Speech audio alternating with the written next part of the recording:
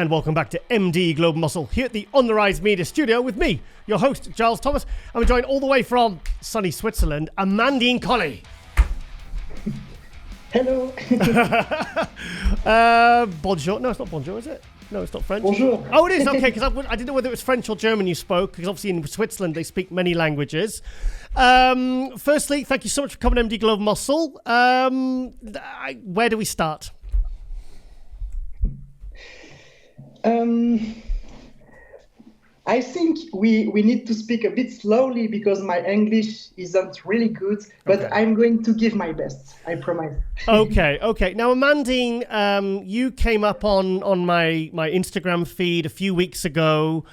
This new kind of women's physique star, just this kind of just incredible physique. Never seen, never heard of you before.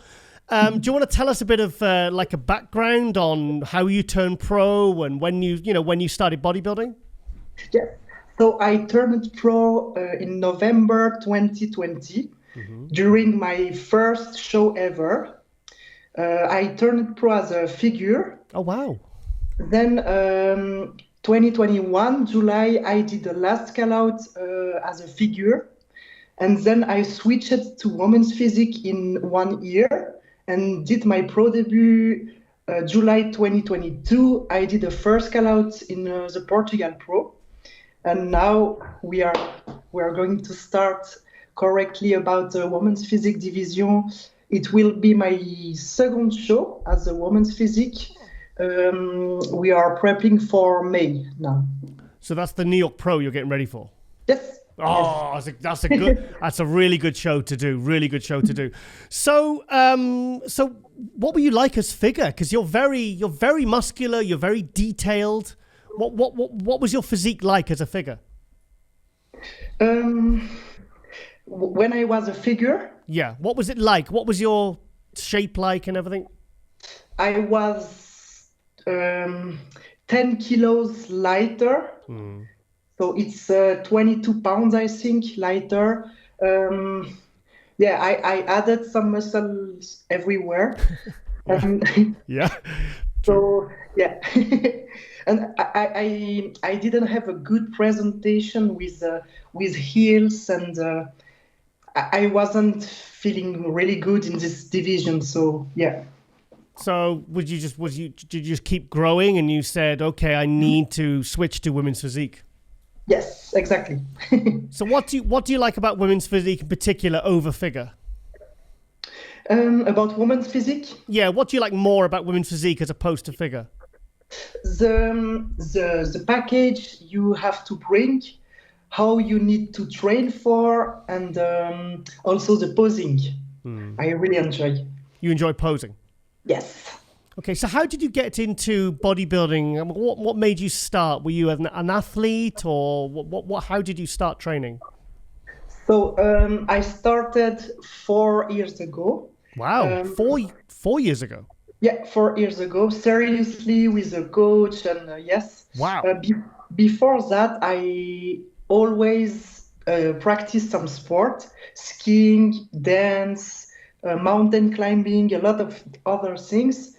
And my dream was always to do a career in a sport, in individual sports. And one day I told myself, which sport can we build a physique? And then I started bodybuilding. So who's your coach? Justin Jacoby. Okay. Jacoby. I know that name. I've heard that. Sorry? I've heard his name, Jacoby. Who does he coach? He's a Swiss coach, correct? No, he's American. He's coaching for Cam Jensen team too. Oh, okay. Cool. So how did that come about? How did you... So we met last year when I went for the first time in the US. And I stayed for 3 months in Florida with him. Yep.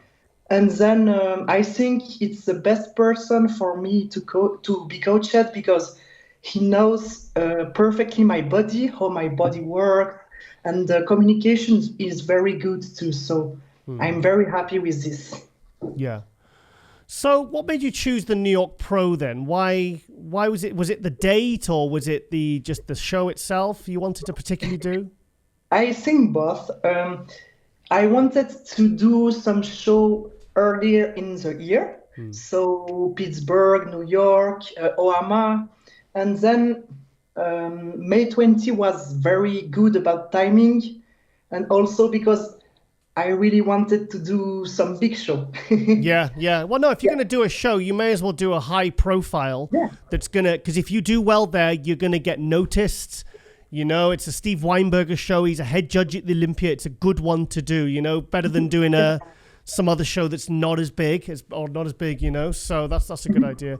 So, okay then. Tell me about your style of training. Can you repeat? Yeah, your style of training. What sort of split do you follow? Okay. I learned almost everything from Nicolas Vuillou. It was a 212 Pro. So I learned to train with him. So it's very heavy workouts with a lot of intensity sets, but always like heavy.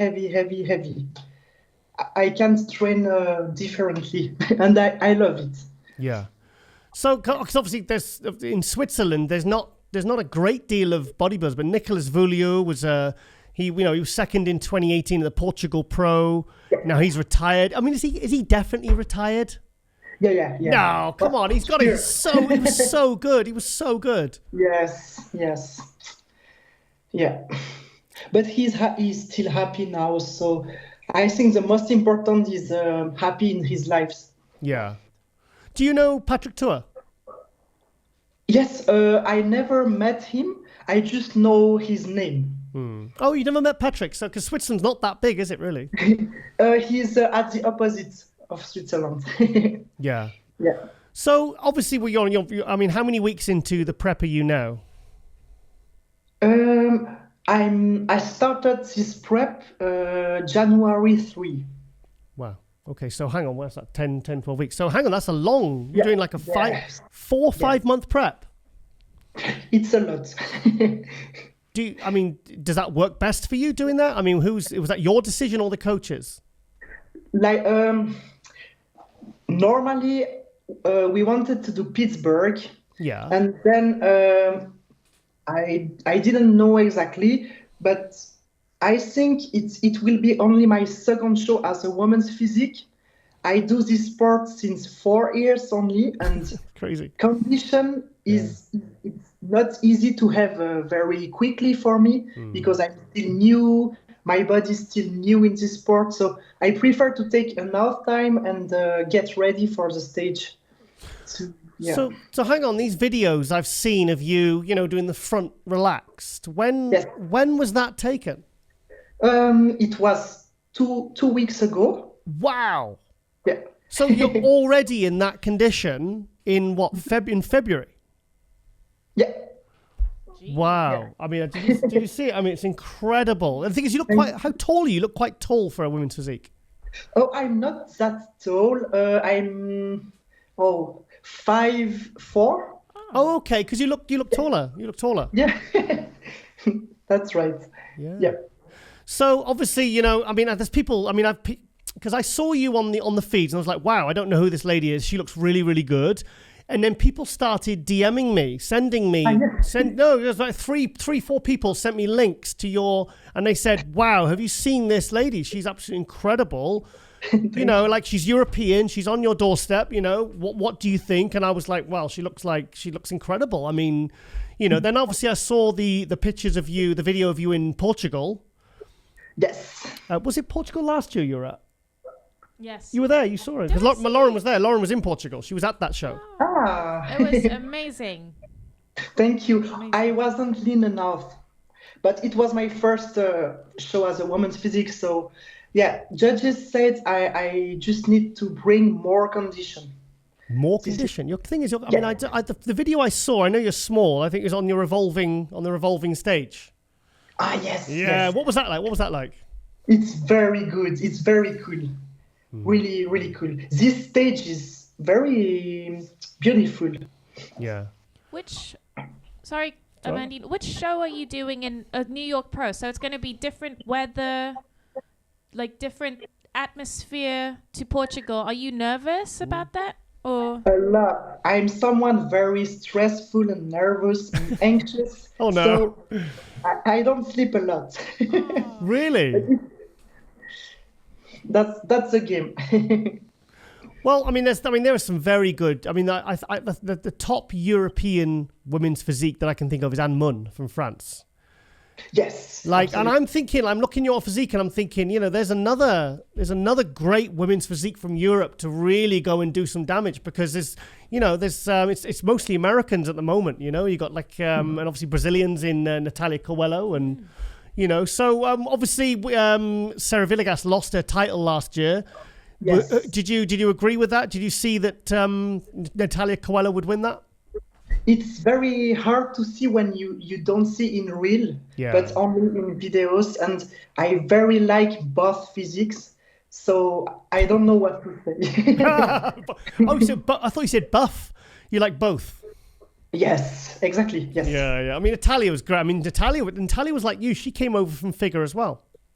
Oh, okay, nice. Yeah, she was at 2017 Olympia. She didn't place at the Olympia.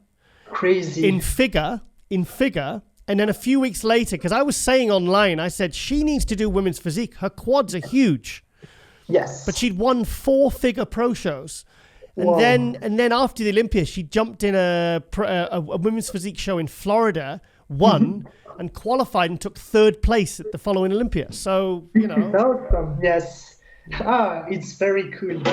I think there's very little difference in a lot of terms of condition and muscularity between figure and women's physique. It's very similar, don't you think? I think too. And it's difficult to know about women's physique and bodybuilding too. Yeah. Like, you need more density for bodybuilding. About condition, it's very difficult to, We will see. So, you're obviously gone from figure to women's physique. Do you grow easily? Do you see yourself in maybe a year or two going to women's bodybuilding? It's a very great question. For now, I think we are in a great spot for women's physique. Just let's see next years how it's going. But in my heart, I would love to stay in women's physique. Really? Physique. Why? Yeah. Why? I don't know. I really love this division, so I will try to stay in this one. Thing is, though, if you're in a couple of years and you just keep growing, getting bigger, it's gonna be tempting, isn't it, to try and decide, That's right. Because I know, like Michaela Aycock, she was women's physique, but she was having to kind of hold herself back in the gym because her body wanted to grow, and then eventually Branka, another one. Yes, right. She was doing women's physique when she was clearly a bodybuilder. But that's right. But she said she stayed in women's physique because at the time there was no Miss Olympia. That's right. Okay. Yes. So she wanted to do the Olympia and she didn't care how she got there. So eventually she switched to bodybuilding, and then the rest is history, So but women's body thing is you're carrying a decent amount of size. Yes. Can you repeat? You're holding a good amount of muscle. Yes, this is the problem because I would love to stay in women's physique, but I know that I'm growing easily. Condition, no, but growing, yes. So we will see if I can keep my femininity and go to women's bodybuilding one day. Why not? Yeah.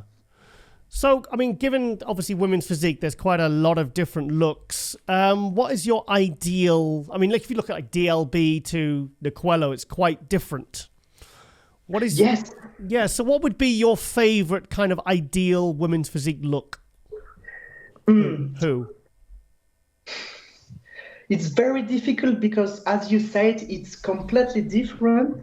But I think someone with roundness, and like for example, legs both Sarah and Natalia. Yep. Back, Sarah. And then the line, both are crazy. But I think, roundness, small waist, good V taper, big legs, and condition. Yeah. So, because when you said roundness, I thought, oh, you're going to say Juliana. Yes, exactly. Yeah. I mean, Juliana was just, for me, she was the best. She was, but then, she retired because she said in 2017, she felt she had to bring better condition. She did. She lost a bit of that roundness, and she said she didn't like that look, even though that's what she needed to do to win. Yeah. She said, I retired because she was bringing like a slightly not as hard look, and she said she preferred that look herself. I truly understand. Yeah. And also, I don't remember. Shanik. Yes. Like very round, and Yeah. I heard. I prefer roundness instead condition. Both, but roundness is so beautiful. I think it's probably the best way for the category to focus on, because conditioning, the kind of conditioning for women to get shredded glutes, it's like you said, you're having to diet 4 or 5 months to get lean enough to be able to do well as women's physique. Yeah, that's right. Yeah, it's not easy. It's hard. I mean, it's hard because women have naturally higher body fat levels. So, but I don't think people realize how hard it is for women. Like I've seen women's physique shows, and everyone in the top 6 are shredded. Like if you're not shredded, you're out. And there's some women with some fantastic shapes. Yes, this is really impressive, and I think there is a part of genetic too. Work, but. Yeah, for example, glutes striations. Mm-hmm. I don't know if one day I will be able to have it, honestly. I do everything but we will see. But have you seen your quads? They're very striated. I mean, all your outer quads are all detailed and feathered, but you can't get it in the glutes. No, quads respond well, upper body too. But my weak point about condition is glutes and hamstrings. Yeah. Right. Well, I think a lot of that is down to muscle development. I think if you develop the glutes more, I mean, like Natalia Coelho, even when she's walking relaxed, the glutes are flickering. Right. She don't know, because the pros, the male pros, they'll flex and then everything's shredded. Yes. But even when she's relaxed and she's not flexing, her glutes are shredded. Yes. That's crazy. Yeah. And thing is, she's someone that I've never once seen her or seen a photo of her where she isn't shredded. I mean, she is shredded all year round. How does she do that? I don't know. I really don't know. It should be a secret. Yeah. I just wonder if that's even good for her. Because I mean, obviously, women need, the hormones and everything to be healthy. Yeah. I don't think it's healthy to stay shredded all year round. I don't think it's, I mean, I'm sure she's fine, but I don't think it's, as a practice, I don't think it's really good for women to be super lean all year round. I don't think it's good for them. I agree. Yeah. And also, if you are not hungry or tired, that's okay. But if I would like to stay like lean for the year, I will die because very tired, not really hungry. Yeah. Yeah. Yeah. So, I mean, when do you struggle to get conditioned? Do you find it really, really hard? And also, what do you have to do? Does your coach say, right, Amandine, to get you really, really lean now, we're going to have to really bump up the cardio. We're really going to have to drop the carbs. What do you have to do to get really lean for you? So, for now, I do all my cardio on the Stairmaster. Yeah. Because I think it's the best to push the cardio. I go, like, for example, at 140 heart rate, so quick. Yeah, good. And then about the carbs, we still not too low. I still have every day some carbs. we have higher and lower days, training days, and days off. And every 10 days, we do a slight refeed for now. Okay. But yeah, physique is moving good. So for now, we are happy. Good. Yeah. So what is low carbs for you? Because I've spoke to male bodybuilders and they'll say, oh, low carbs for me is 300 a day.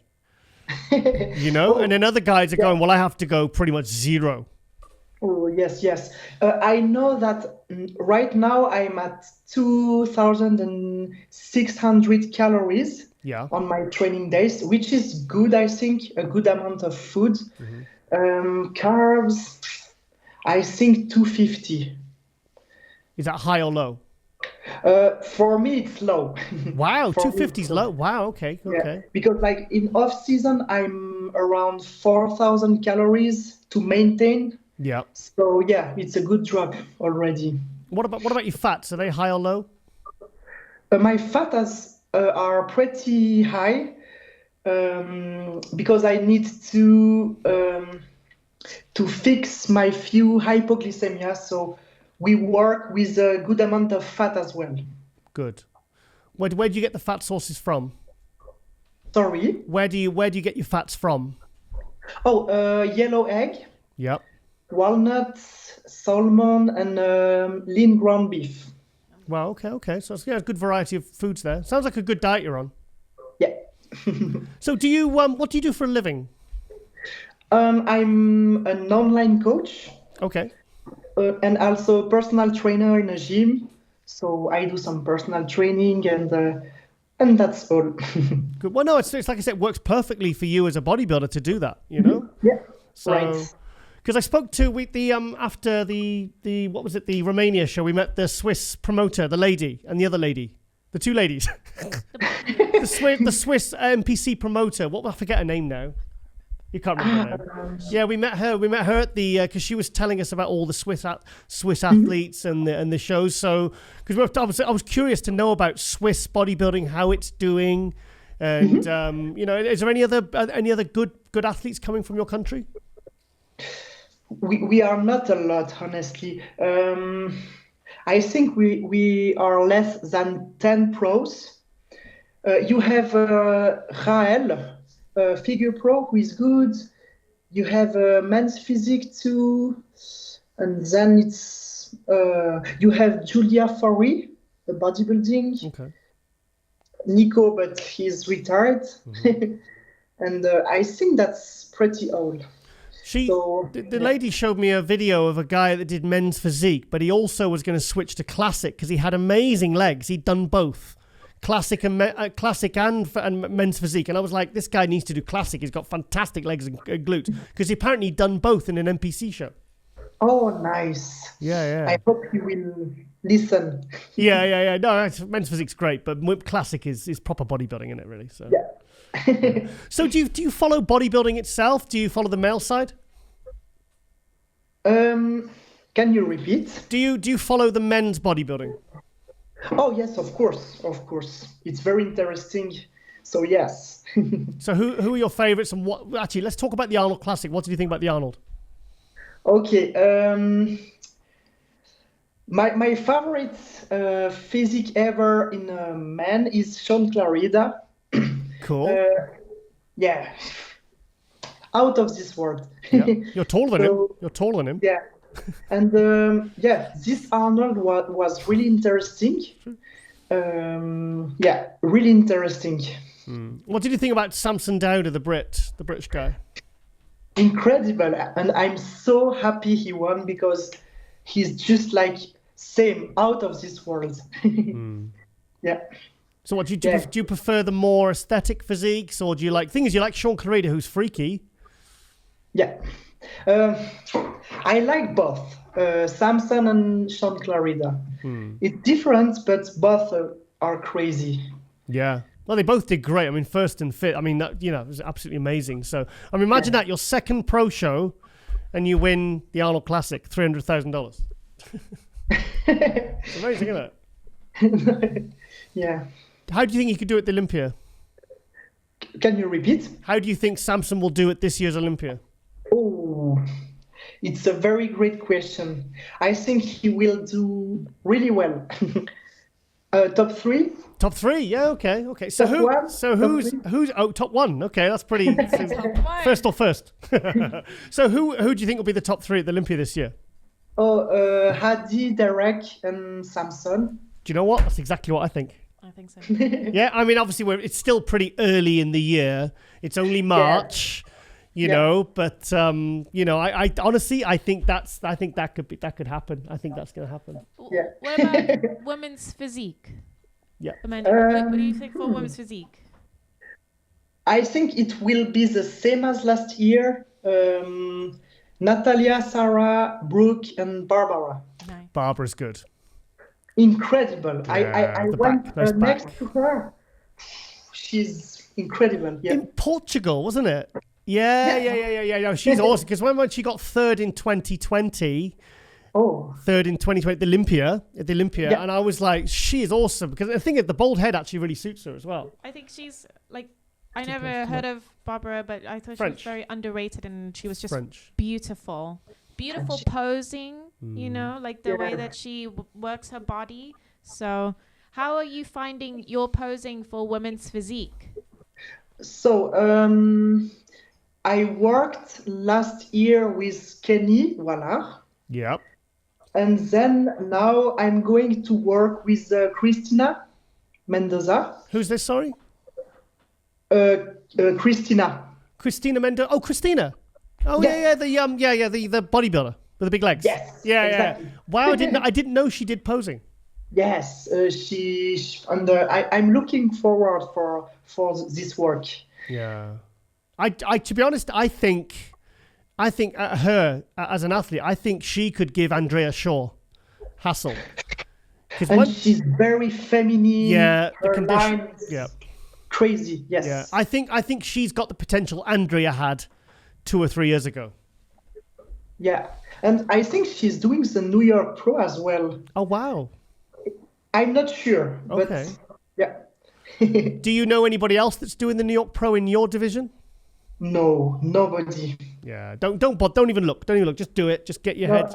Just put the blinkers on and just go and kick ass. Yes. The most important is to give our best every day, and let's see what's happened. Well, I mean, if that Elisa Kessling, the classical queen, she won the New York Pro as a complete unknown. We've got Carlos Thomas Jr. coming into the Open, who could win it as a complete unknown. And I think if what we're seeing in these videos, I could definitely see you coming in and winning that. Oh, thank you. No, I do. I mean, a lot of people do feel that way because what we're seeing is like, okay, this lady has clearly got the potential to win this. Because I think you're going to come in. I think you're going to come in and are just going to swoop in and win it. I really do. You know. It's not easy, and I have to close my ears because a lot of people are thinking and saying to me like, you're too big for women's physique, your back is too dense, you have too much density. And I'm like, no, I don't think so. So I have to focus with my coach and work and don't hear everybody. Yeah. Well, look, Natalia Coelho's got a pretty crazy back. Yes, and she looks huge. Yeah. Yeah. Yeah. I mean, I said what I just said to you there. I said the same to Brooke Walker. I said that to her before she'd even won a pro show. And I said to her, and then she won a pro show, and then she went and got third at the Olympia. Crazy. Yeah. So I waved a magic wand. Yeah, making it happen. I did a Harry Potter, you know. She's won it, yeah. So, all right then. So obviously the prep's going well. You're feeling confident. You feel good. You know, you look very you look very happy and kind of fresh, you know. Thank you. We try. Yeah. Anyone you'd like to give any thank yous to, or any sponsors, anything like that you'd like to give a shout out to before I let you go? Thank you for the person who gave me an opportunity as a sponsorship. He will know who he is. Thank you to my coach, and thanks to you for the interview. I'm very happy to have this with you, and I promise to give my best for That's this good, show. that's good. No, Lauren, anything you'd like to ask Amandine before we let her go? Yeah, do you want some free jewelry for the stage? Oh, no, they don't wear it, do they? The women's physique don't Yes, they do. They need to look sparkly. Oh, because Lauren does shoes and jewelry and stuff. Nice. So we'll message you and send you some. Yes, Send you please some. send us your address. Nothing creepy, honestly, but good luck. Thank you so much. All right, Amandine. Well, like I said, keep up the great work, because, like I said, you're on everyone's radar. You know, Thank so you. just keep focused. Don't worry about what people are saying or doing. Just do your thing. Listen to your coach. Stay on target, and then go and kick some ass. Because we're watching the live stream. We're watching the live stream with very, very, very, very closely, and I'm going to be really excited to see you up there in that first call out. Steve Weinberger will say, "Amandine in the center, please," and then they keep you there. Everybody else gets moved around you, and you win your second women's physique pro show. I think you're in a good chance. I think you're a very good shot. Thank you so much. Thank you. And keep flying the flag for Swiss bodybuilding. Thank you so much. All right, then. Thank you so much, and enjoy the rest of your Sunday. Same. Thank you, Bye. Amandine. Bye-bye.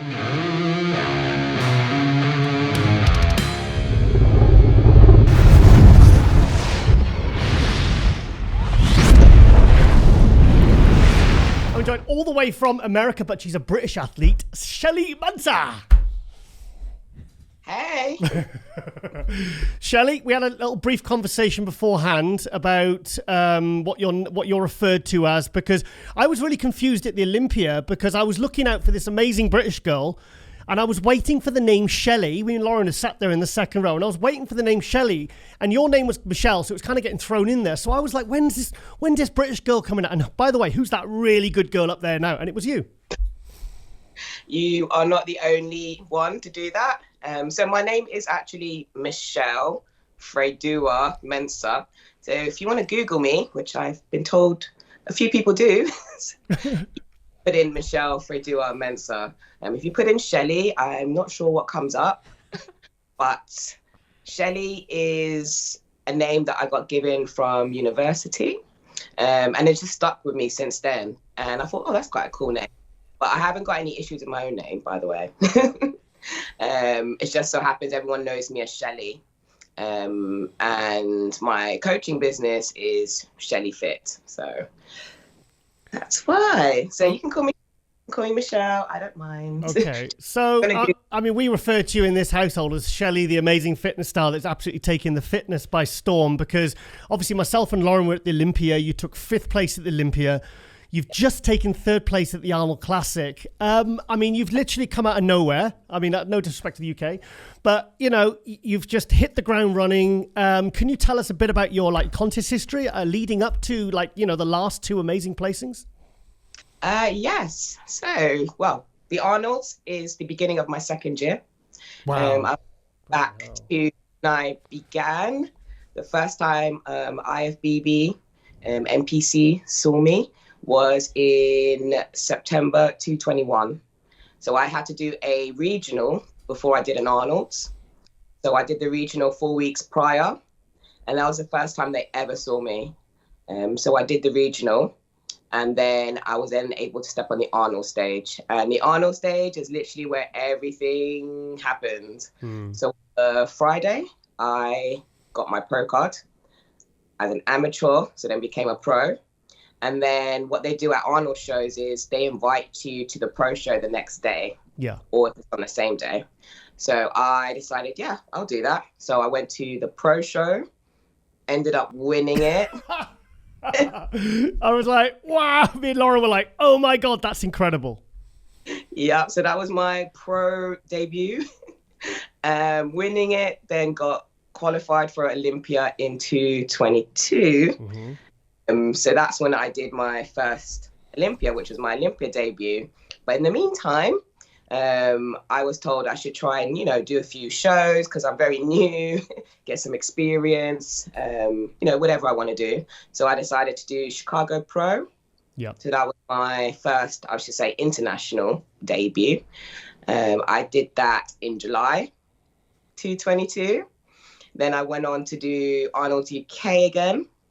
And then I went to Olympia, where I placed top 5, which is, I can't even explain that feeling. So, in fact, the whole year was just great, to be fair. I had no expectations. I literally thought, you know what, let me just get myself out there. Let me just get the experience that I need, especially with the fitness category. There's quite a few things we need to be doing. So I wanted to get my head around all of that at a very high level. And then after that, after Olympia, I decided to do the Arnolds. I've always wanted to do both. And I thought, okay, let me give it a shot. To be fair, I was so shocked I actually got picked. Really? After placing top 5 in Olympia? Yeah, I don't know why, but I was. And I was like, oh, okay. Could things get any better? So here we are. And I placed 3rd in the Arnolds, which is, absolutely incredible. Now, did you hear what they said on the live stream? Because they were saying, that they were pointing you out because they didn't know who you were on the live stream. And they said, this girl here is amazing. And they said she could do well in figure. So you're kind of like a Missy Truscott, where you could, like, your physique is good enough to not just compete in, but win figure shows as well. Which, again, I'm like mind blown by. But when I first did the first ever Arnold's, I did do both just to see where I placed. I actually came 2nd in figure. Just throw that detail in there, like. Okay. But fitness, I think fitness is where my heart is as well. I think they could see that. So fitness is the way I've gone. And it meant that I can literally I can be upside down every day, which is also fun. But I can join all of my passions together. And I never thought I'd be able to do that through bodybuilding. So. Yeah. Well, Lauren, because obviously most fitness ladies either have a background in gymnastics or they learn one for fitness, or they have a background in dance. Now, Lauren told me you had a background in ballet. I do. I have a background. Tell us about that. And gymnastics. Oh, wow. Okay. Tell us about that. So gymnastics, I did when I was 8 years old. That's the first time I began doing gymnastics. And I quickly got to squad level. Well, it's 6 months. I got to squad level. Sorry. What? Just explain what squad level is. So squad level is when you potentially, I say potentially because they're not sure yet, if you would want to compete for, let's say, the club starting off with, and then you can carry on competing, for, let's say, London or the region or the country. Yeah. Olympics, baby. Olympics. Yeah, I know. I'm just trying to allude to. Yes, thank you. Yeah, the Olympics too. Yeah. So I went for so I did gymnastics. I did it up until the age of, I think, 17. And then after that, I actually started doing cheerleading at university. Okay. Wow. So, yeah. Yeah. And the ballet. So what happened is I started doing cheerleading, but then I got scouted to go onto a all-star squad and compete for the UK. Yeah. And it was a hobby. I always like to have a hobby. So I was like, once something turned into sort of a career, I'm like, oh, I need a new hobby. And ballet is always something that's stuck in my head. I did it as a child. I think I did it when I was about 6 to 8. And they told me I had to kind of choose because I can't be a competitive gymnast and go to ballet school. Kind of don't work together. Why? I chose gymnastics. But why? Why would they make you choose? Well, at the time, they said that ballet and gymnastics, they were completely different muscle groups. And the way you have to do your moves is they go against each other. Yeah. Me as a gymnastics coach now, we encourage ballet because research says otherwise. Yeah. But things go on, don't they? We progress.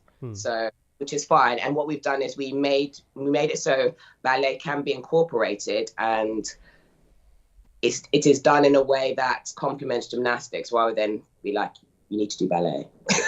And they're like, why? So we've done it like that now.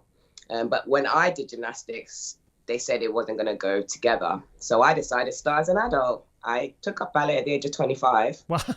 Okay. Yeah. And then I was actually invited to the London School of Ballet. Wow. But I had to, of course, turn that down because I'm a mummy and had a full-time job, and it was a dream, but it wasn't practical at age. So yes, I took up ballet as an adult. I also got recognised for it by Davina McCall. Oh, wow.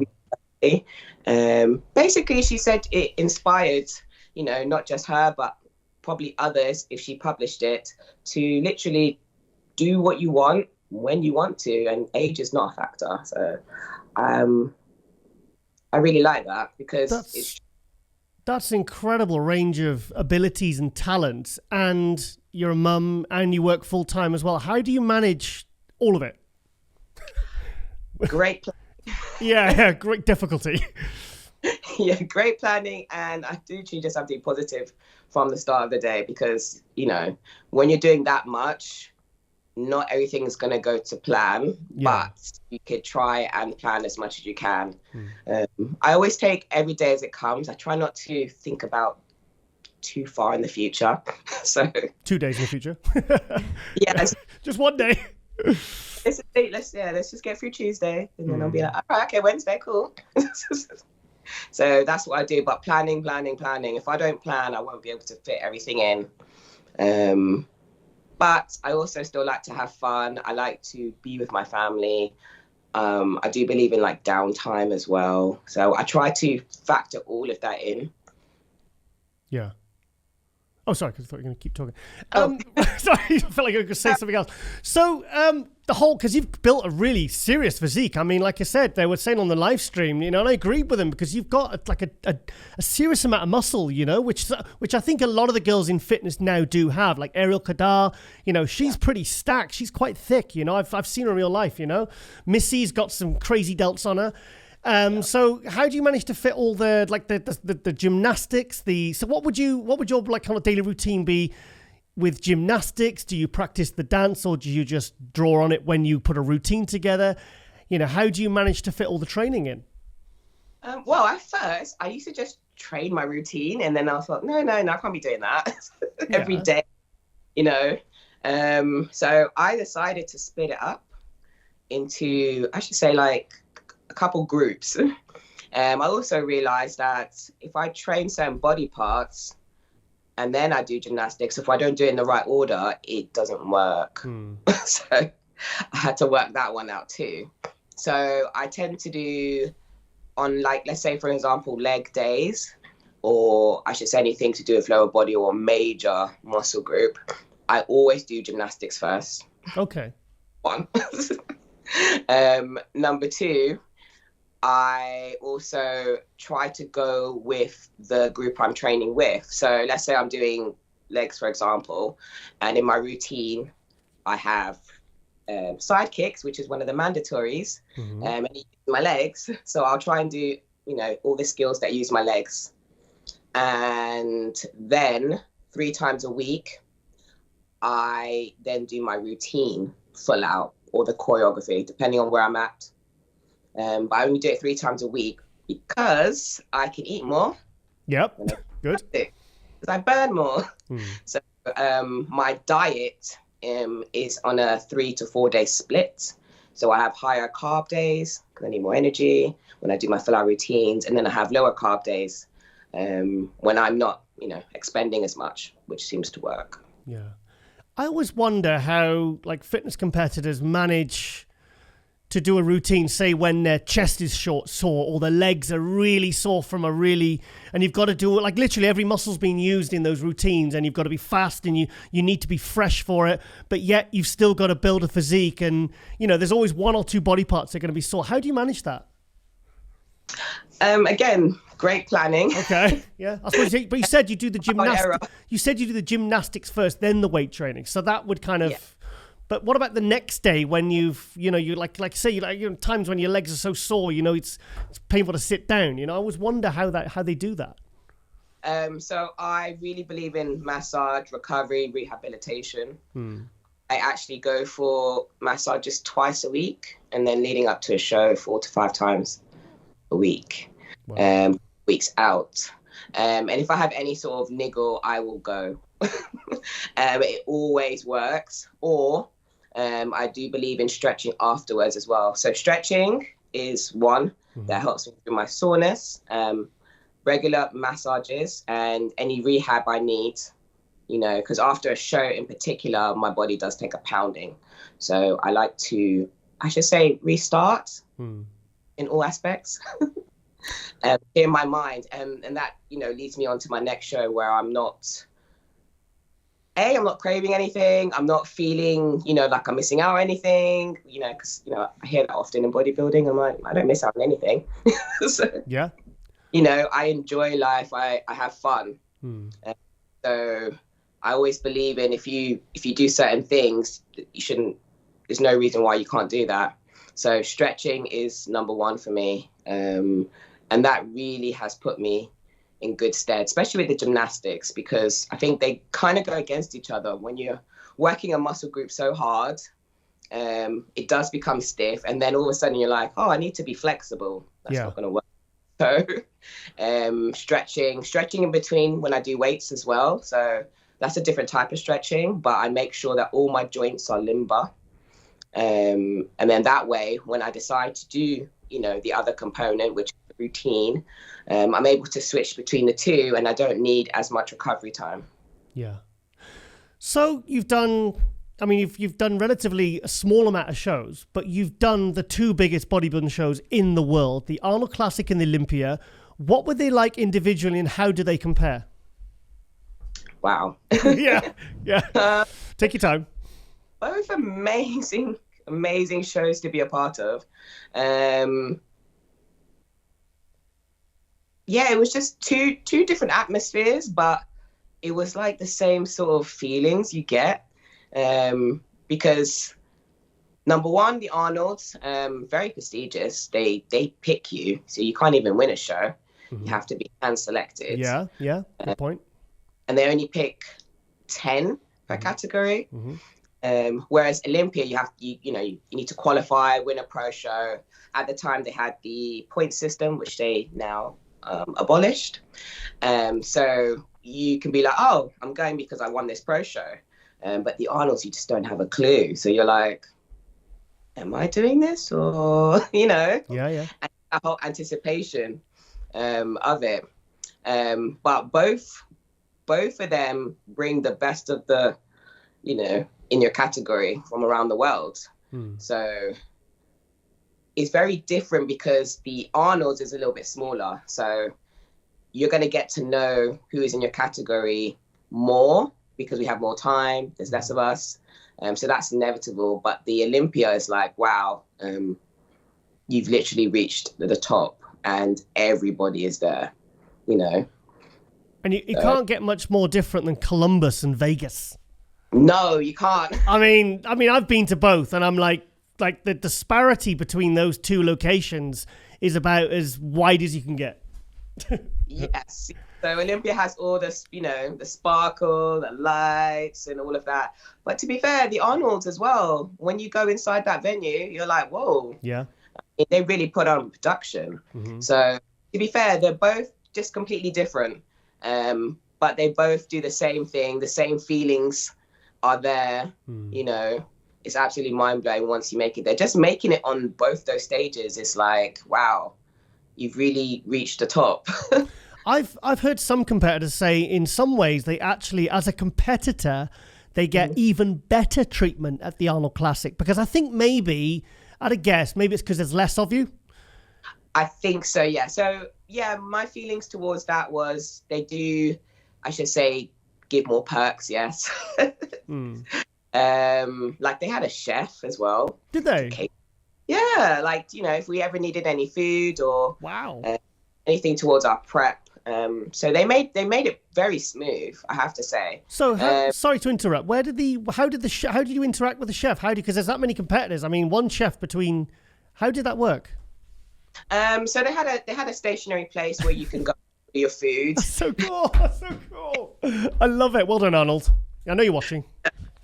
He had everything. Yeah, he had everything sorted. I think it's literally because Olympia there was, so let's say for bikini category alone was all of us, all our categories at the Arnold's. Yeah. So the organization is definitely going to be different. But again, I should say it was, even though, yeah, you can say that we got a bit more perks, but at the same time, I think the Olympia as well did really well considering the amount of people that qualified. It was, I mean, that's why they got rid of the point system, because there was too many. There's too many. Yeah. That was the only thing. So it's hard for them to keep a track of everybody, especially when you have about 60, 70 in a category. And I had to sit and watch all of them. I mean, I love the classic anyway, but I mean, I think it was 59. And every single one that came out, because obviously they lowered it from 1 minute to 45 when you first come out by yourself. Yes. And like, I was like, okay, the judges have got a problem here because everyone looks on. Like, I bet they're praying for some guys to have just blown their diet or or completely mistimed the practice and go, oh, good, there's another guy we don't have to put in contention for the top 15, you know? So it was, I mean, it was a huge Olympia, but almost too big. Yes. Fitness, I thought that was amazing. Apparently, I was in the biggest fitness lineup they've ever had. How many was it? So 23 originally, wow. But 18 finished. Yeah, because I mean, fitness is, because it's such a specialized, such a demanding category.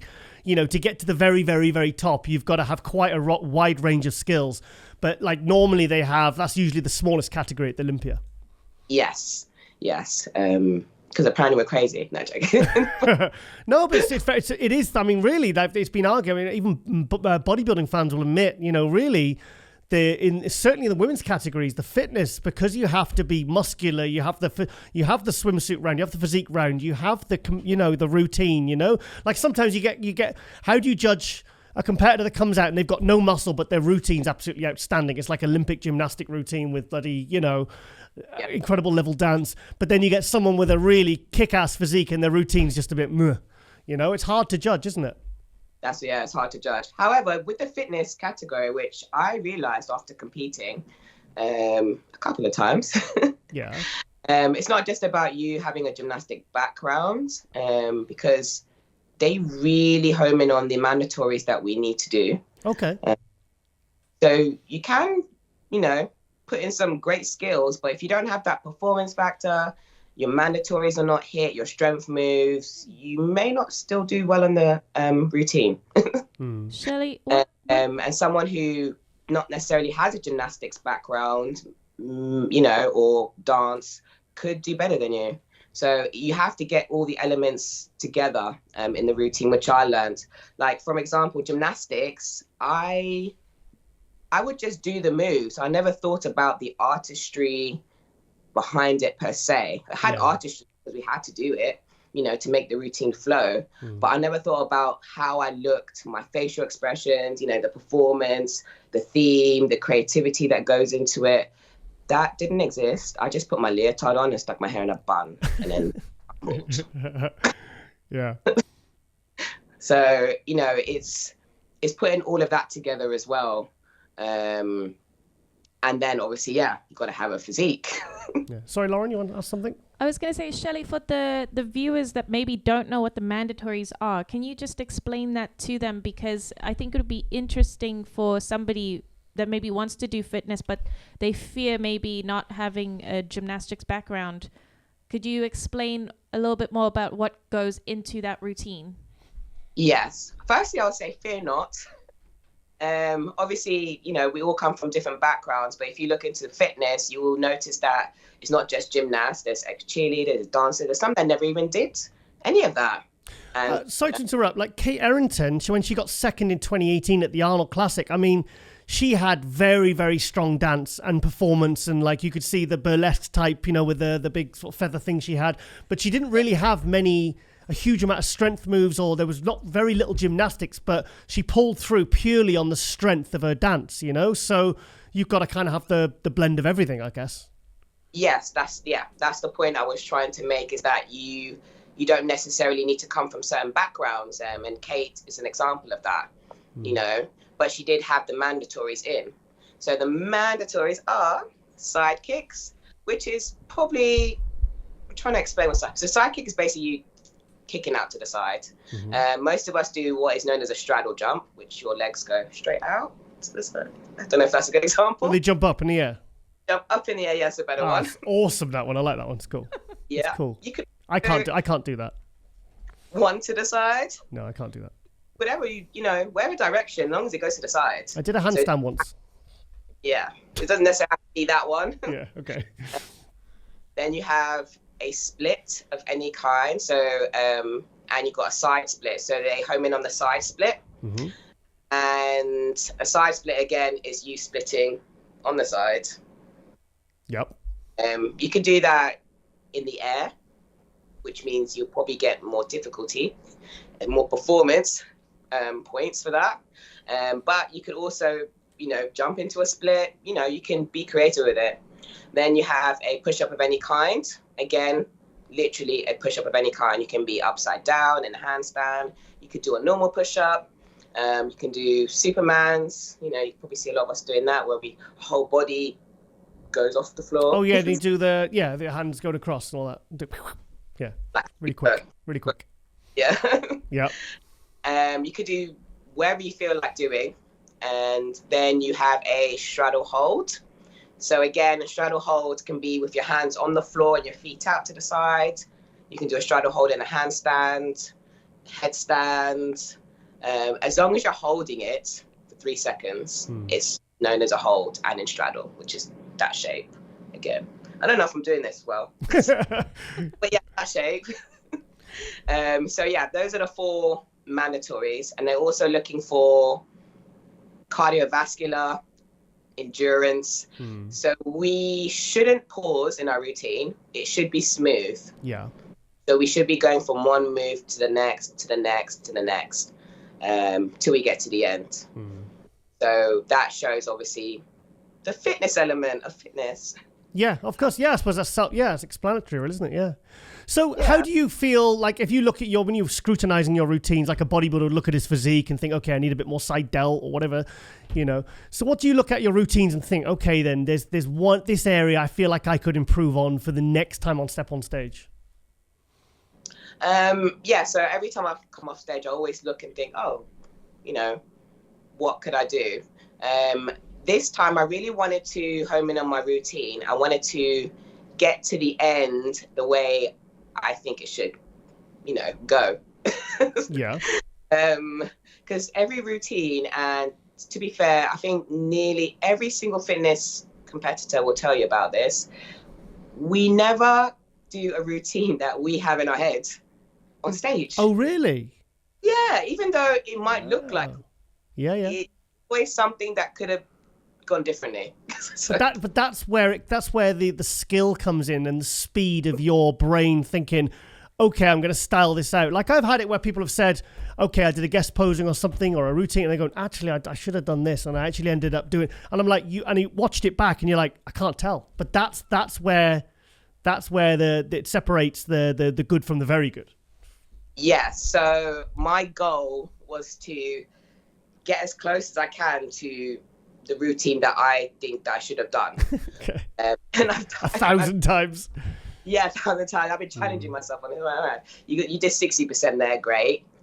Let's shift that to 65. Let's shift that to 80. That's incredible. That's incredible to hear that you've, that you actually think that quickly on the spot, that you think, okay, I want to do this, and it doesn't show, and you're still smiling, and it looks flawless. Because like I said, when Oksana came back, I thought, oh, she's not as good as she was because she's not as fast.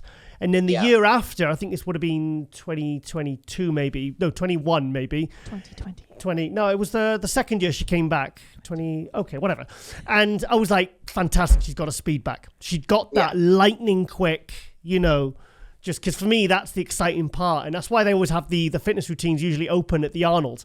Because it kind of gets the energy going, It's like they have the strongman and the fitness, and it's like it wakes you up, because the routines. I mean, Arnold, I always sit next to. I'm always sat like 10 seats away from Arnold, and Arnold kind of comes alive. Like he loves the strong. I mean, he's up filming, but if the fitness, he really loves the fitness, and I think because he was one of the first. I think he with the Miss International. At the fitness, I mean, it was just bodybuilding and fitness, wasn't it, back in the early days, like 30 years ago, and he loves the fitness. Yeah, I think it's one of his favorite categories. Yeah, so I got I could see him. You could see. I've literally filmed him, and he's so into it. And I think he appreciates the entertainment and the skill element. Yeah, he literally. When I was doing the routine at the Arnold, I could see him right in the front, and he was. Yeah, it got me riled up. I love it. No. Brilliant. Love it. Arnold enjoying my routine. He was literally like. And I tell you what, you've made it when he made it when he stands up and he does a TikTok. Yeah. Yeah, he did that with Samson, and Samson was just like, I spoke to Samson, he said, oh man, he said, that was such a buzz. He said, trying to keep my cool and my concentration on what I was doing when there's Arnold at the front of the stage TikToking, you know?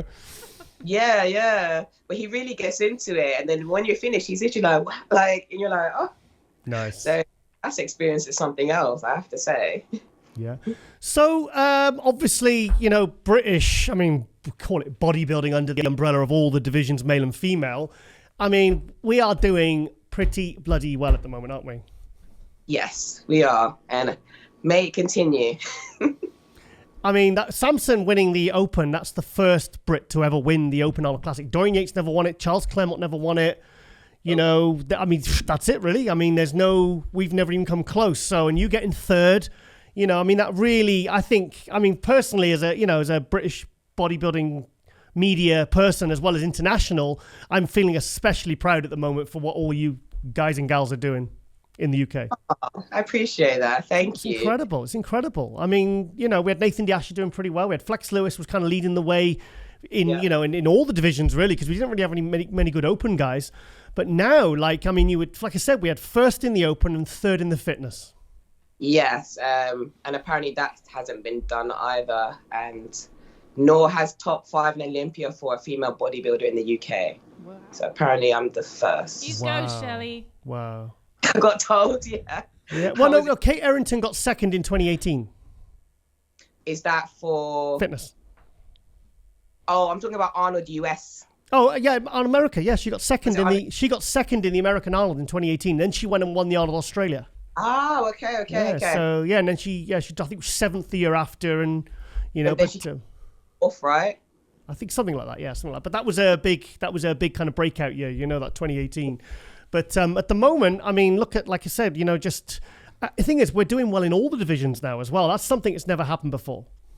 Yes, we are. Yeah, pretty much everyone's representing. Yeah. And it was a big turnout for the UK at the Olympia, I have to say. And it was just nice to see everyone play so well. So you got Phoebe, I think she came 7th, which was amazing. That's good. Such a stacked lineup. You got Rhea, he came 12th. Yeah. In a lineup in figure as well. Mm-hmm. Then I was in fitness. Then you had Samson. Yeah. He did well as well. Top 6. We had quite a few in men's physique. Mm-hmm. Well, Michael DeBow in classic. In fact, I think every category, pretty much. Neil Curry. Apart from women's physique and bodybuilding. Yes, that's the only ones we're kind of, really, that's the only two we're kind of falling down at the moment, but who knows what could happen, So were you obviously, seeing Samson, you were there winning the Arnold Classic. Were you happy for him? Silly question. I was extremely, yeah. I was like, wow. He said he was going to do that, and he did. Yep. There you go. So that was a great, weekend, wasn't it? Yeah. No, I mean, thing is, it couldn't happen to a nicer guy as well, and he's been continually improving and working, for the last. I mean, he was 270 on stage when he won his other pro show, which was November 2021, and now I think he weighed in 297, and he was in better condition. Yeah. So he's put on nearly 30 pounds of muscle in a year and a half, as well as competing a lot of, the Olympias, the Arnolds. He's done quite a few shows. So to go from that to that, I mean, it's just, and he got married yesterday, him and Marlena. Yes. Oh. Yeah, so that's cool. That's a really happy ending, isn't it? Yeah. So, and like I said, he's, I was chatting to Milos and Milos thinks he can win the Olympia. And I think with a few tweaks and continual improvement, I think he could be in a real conversation for winning the Olympia, So that'd be great for British bodybuilding. That would be. Because I don't think we've had someone win. Dorian. Very long time. It's 97. 97 was the last. Well, he was the last and only British Mr. Olympia we've ever had. Yeah. Dorian Yates. Yeah. So, Lauren, anything you want to ask? Shelley? When are you You said Michelle, coming down to see us, Shelley, so we can have you here? It's up. It's up, darling. Up the M1. Oh, yeah, but she's coming down. I need to go up. Oh, okay. So up and then down. Yeah, because, I mean, obviously, we may as well say, because obviously Lauren's going to now she's got her exam out the way. She's going to restart filming Buff Bombshell. This is Global. And she really wants to get you in the studio, because right opposite where I'm sat here, there's another chair. There's, as you can see, the mic here, look. Yes. So it eagerly is awaiting you, Shelley, because we want you in the studio, and we want to do some. Thing is, we've got gyms. We can do some filming as well. So we'll do some training content, and we'll do like a Shelley appreciation episode of Buff Bombshell special. So make it a two-parter. But I think it'd be really cool. So we could give you we just want to give you a load of promotion because I feel bad. I always say this when I haven't got somebody on and they've done really well for quite a while. For the last, like, you've been doing well for like a year at least now. I always apologize and say I'm so sorry we haven't reached out to you before, but we're here now and we're trying to make up for it. We're trying to make it up to you, so do apologize. Yeah. And last year was a bit of a kerfuffle year. Let's be honest. Yeah, of course. with everything that happened, but no, honestly, like, just congratulations with everything, Shelley. Thank you. We're so proud. Oh, I appreciate that. You've always supported me, so even though I know you've had your times when you had to do work and take care of your family and all. That's life. So, and I know my mind's going really quickly right now. So I'm just like, I just appreciate everything that comes my way. So. So Shelley, you're in America now. So what's that all about? My partner is here. Oh, okay. Okay. Yeah. Just so happened to be in Ohio, Columbus. Oh, hang on. So the person you're with now lives in Columbus? Yes. Sorry, I'm a bit slow. It's Sunday morning. It's very early, okay? So tell us, how did that come about then? So we as much detail as you want to give us, like, but not intruding, like, but. We've been together for 2.5 years, actually, before I even became pro. Wow. Yes. And he is a pro himself in open class. Oh. on. Okay. Yeah. Do we know who it is? Do we like to ask? Or I don't know what it is either. Why are we whispering? I don't know. Okay, I just feel okay. Well, give us as much detail as you want to give. If you want to move on to another subject, that's fine. Just, but that's incredible. I didn't realize that's so. And how have you managed the long distance thing then? Well, bodybuilding has made it so that I'm traveling back and forth. Number one, but regardless, I traveled back and forth, anyways. And it's one of those things that we fell in love and we wanted to make it work. And for some reason, which is amazing, bodybuilding made it so that I could travel even more. Yeah. And our lives have literally, joined together as one in that respect too. Mm. And it's just, I think because we are both in the same sort of industry, and not only that, we do have a lot in common outside of the industry. So if we remove that, it will still be the same. Yeah. We are able to then, support each other. Yeah. And also, I know it's difficult when you have a long distance relationship, but we make sure that we spend time, talking and making sure that we both can communicate with each other as much as possible. And then whenever we have a chance, see each other too. So we plan it all in as well. So, I mean, the Arnolds... I remember thinking, wow, imagine if we did the Arnolds this year before and it's here. I said, wouldn't that be a dream? And then I was like, oh, okay, don't get ahead of yourself. Now you just got your Brilliant, I love it. And here we are today. Couldn't have worked out any better. Well, me and Lauren met at a Brandon Curry seminar I organised. I did a tour with Brandon Curry in UK, Spain and Portugal. I met her at Muscleworks Orpington in 2020. She handed me her phone and she says, you there, take a photo of me with Brandon, Mr. Olympia, please. I did not say it like that, but I did ask for a photo. She said, you peasant, I you. did not say that. You hand me, you take a photo of me with Mr. Olympia. But it's really nice to see you happy, Shelley, and that love works in mysterious ways. And I'm so happy for the both of you and that it works out. And, that you just, you take this moment and you enjoy everything that comes. Honestly, You Yeah. just enjoy every single moment now. Thank you. Yeah, I'm living a YOLO life. YOLO. What does that mean? What does that mean? You only live once. Oh, okay. I've never heard that before. Oh, every day's a school day. Every day's a school day. Yeah. So, are you? I mean, obvious question. Are you going to move out to America, or is he just going to keep the? I mean, is your job keeping you tied anywhere, or I suppose you got your child as well? I've significantly changed my life in terms of work. Yeah. I was a full-time gymnastics coach. Oh wow. Okay. Yeah, I actually ran a squad. Ran programs for gymnastics clubs. I also was head of gymnastics at a private school, which I've just finished working at. Okay. I think 3 weeks ago was my last day. So, but those are very transferable skills, aren't they? Yes. So what I've done is I now just do my private clients in gymnastics. I've always had that as well. Yeah. And I do online coaching, which means I can take that anywhere. Yeah. Amazing. So I can be here, can be there. I still PT in the gym, but my main business is my online coaching. So that's what I did. And it covers gymnastics as well. So I'm able to successfully train people online and teach them gymnastics, or both, weights and gymnastics. I've got a program like that as well. I think online coaching really for like pro athletes is like a godsend, because like I said, it means you've got the freedom to live where you want. You know, you're obviously your own boss as well, but it's and you can make a good living. And it's a lot of people coming into the industry that start training stuff, they want, they look up to someone like you, and they can be coached by you, and it's a really good thing. I think it's really helped a lot of pro athletes' careers by having that flexibility and the freedom. Yes, it has. And it also means I can do other things as well, and I can manage my time with my training, which is the because I still have to fit in all that training.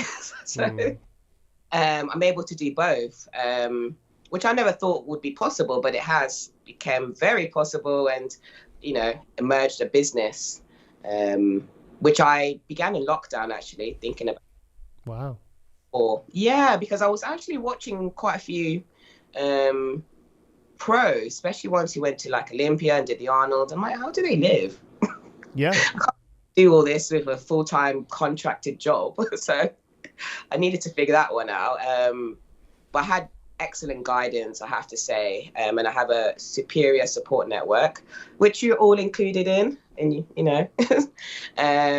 so I got guided on how I should do that. And then I guess once you remove fear, anything can happen. And then that was it.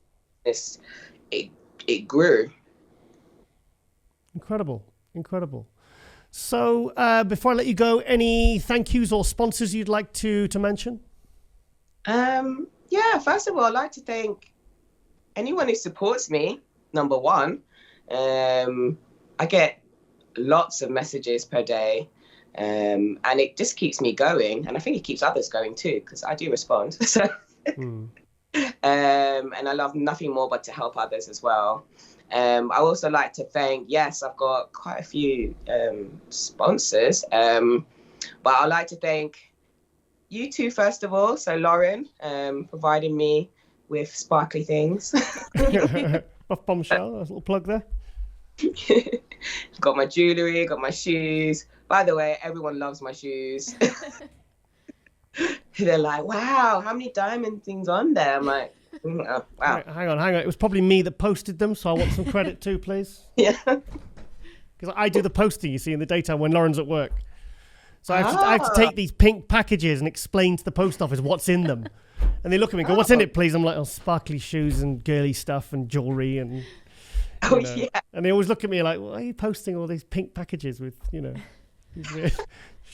whatever. Yeah, they shout it as well. Like the whole queue could hear it. And you're like, bikini. Be like, it's another bikini. Oh, again? I'm like, yeah. Well, things we do for love, dear.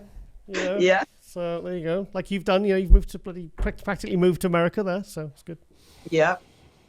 So, thank you. I have Kat as well, Bikini Mama. She's been there from the beginning.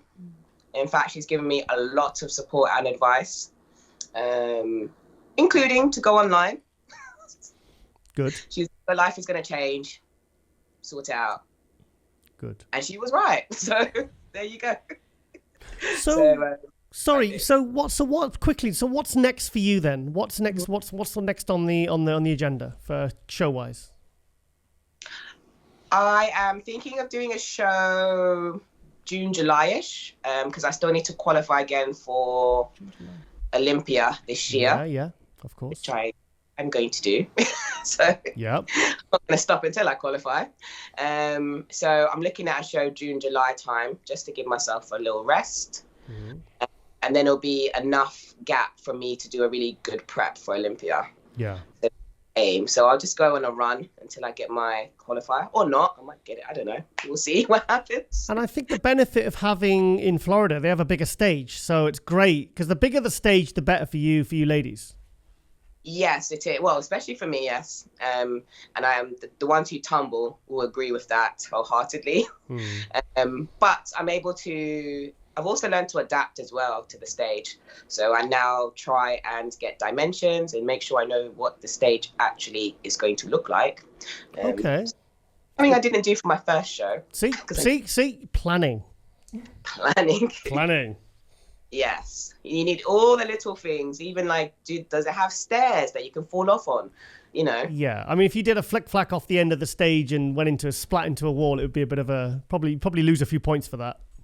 You could do, yeah. Unless you're that good at styling it out. I'll be like, I meant to do this. Yeah.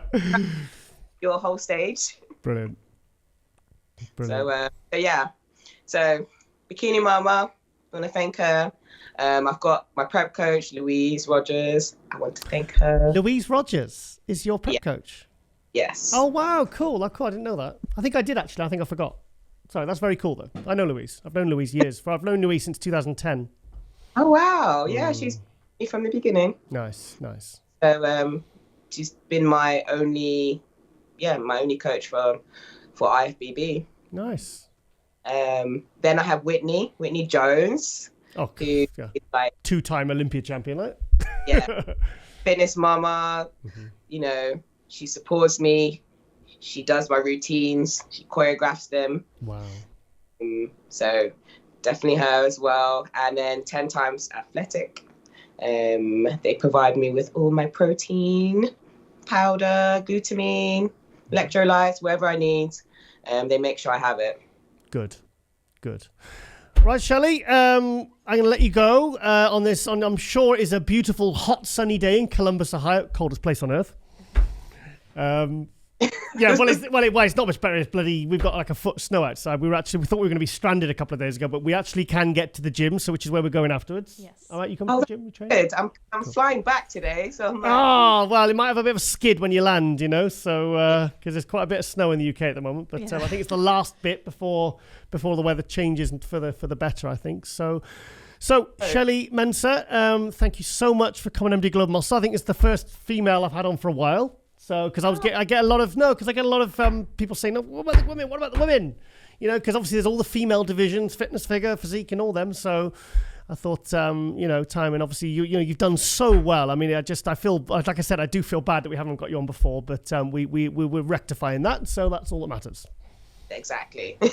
I'm here now, so. Cool. And lovely, really nice, strong Wi-Fi connection. It's been very easy to talk to you, which makes a big difference, guys. So this is, I feel like you're in the studio with me right now.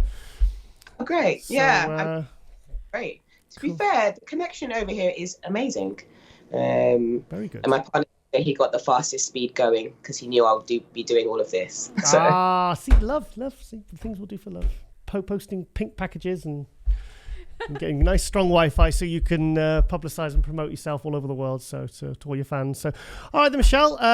Michelle, Shelly, whatever. Potato. Yeah. I'll all the best, and I'll speak to you very soon. And hopefully, we'll see you back on stage at Olympia in October in Orlando. Yes, let's hope. Yeah. Absolutely, we will. Come cool. on. All right, Good luck, Shelly. Thank you. We'll speak to you very soon.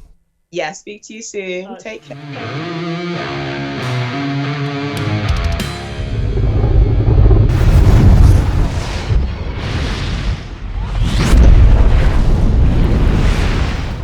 Okay, guys, and welcome to Hot News for Season 5, Episode 23 of MD Globe Muscle. Lauren, if I start singing it, you finish it. Who runs the world? Giles. No. Come on. I'm leading to something. Girls. Girls, yes, because this week's episode is all ladies. Do you say women or ladies? What's the PC term now we use, Lauren, for whatever this is supposed to be? Majorly. Women, ladies, women. Females. Am I allowed to say these? I mean, God, I can't even keep up with the bloody PC brigade nowadays, the old woke crowd. But yeah, so we've basically got two ladies in this episode. It wasn't planned that way. It just happened to be two ladies that popped up into this episode. And yeah, because obviously we like to cover all demographics. We like to cover all the divisions, male and female, because we, like I said to you in the kitchen earlier on, we don't like to be known for just covering the open guys or just covering the guys that are super relevant who've competed that week. Or I feel like, global, we like to reach all levels of competitor, pro. I mean, we even had an amateur on the other week. You out doing? Yeah. Okay. Scratching your ass. Okay. Are you switching to yourself properly as well? I hope that you're doing that, and I hope I'm not moving over the... Okay. Yeah, wave to the camera. Obviously, you're back on this week as well, because obviously you're back on switching duty, because Derek did a fantastic job the last couple of weeks. But I think we'll get Derek in every now and again, just to give you a break on a Sunday, because obviously your exam is done with now. But yeah, so anyway, it's been a great episode, this one. We had a women's physique and fitness. Also, both have competed in figure. That was an interesting fun fact. Oh, yeah. Yeah, see? So, but anyway, we'll quickly go to our first. It's funny because I've called her Kolly by DM, but it's Amandine Kolly. That sounds... What would you say? Because obviously it's like Brooke Walker. I used to call her Walker. No, Brooke. I used to call her Walker. No, the other way around. Yeah, but her name is Brooke Walker, not Walker Brooke. I think her Instagram is Walker Brooke. Yes. Like people call me Thomas sometimes. I'm like, no, my last name is Thomas. So yeah. Anyway, so yeah, we had a fantastic, promising, rising star in the women's physique called Amandine Kolly from Switzerland, as you saw in the interview. She's a bit nervous, wasn't she? A bit shy and nervous. She was really nice, though. She reminded me of Anne Mun. That yes. Same kind of vibe and same sort of personality. And I managed to slow my talking down because obviously, she didn't... I thought her English was pretty good. I mean, it was decent. I could do a pretty good interview. A couple of times she said, can you speak slower, please? Or can you repeat that, please? But yeah, so Amandine caught my eye on it was Bodybuilders Without Borders, actually. And then within a couple of days... What are you doing, Lauren? Have you got the camera on yourself there? No. Oh, okay, so Lauren's actually hitting women's physique post, trying to distract me again. So she popped up. She's prepping for the New York Pro. She did her first women's physique contest last year at the Portugal Pro in 2022. So this was her appearance. So we're going to quickly go to her Instagram there. So this is, I'll say Kolly again then, Amandine in the middle. And of course, we recognize this lady, the two-time third place at the Olympia, Barbara Menage, who's absolutely phenomenal. Look at her legs. Cool. I know. Oh my God. Look at her legs. So cool. But Amandine was saying, God, she looks so different, Amandine. She with the longer hair. Is that hair extensions? I think she has longer hair in Portugal. Right, okay. So she's cut it short. She's got like a bob now, like a man mun, isn't she? Just scroll to the pictures and let's find out because it Well, could that's just be it. the background. There's more the pictures. background of the scene. She looks so different there. She looks so different. Don't even look like the same lady. But look at the legs. She's saying that she needs to bring up her glutes and hams. She's put quite a bit of muscle on since then, because what I'm seeing from the progress videos, she's definitely put on a lot of muscle since last year. So I just think because when that video went out on Bodybuilders Without Borders, I was getting quite a few DMs from people sending me the link to that Instagram post saying, watch out for this lady. She could be a dark horse for the New York Pro. Absolutely incredible. She's from Europe. It's great because obviously I'm from Europe.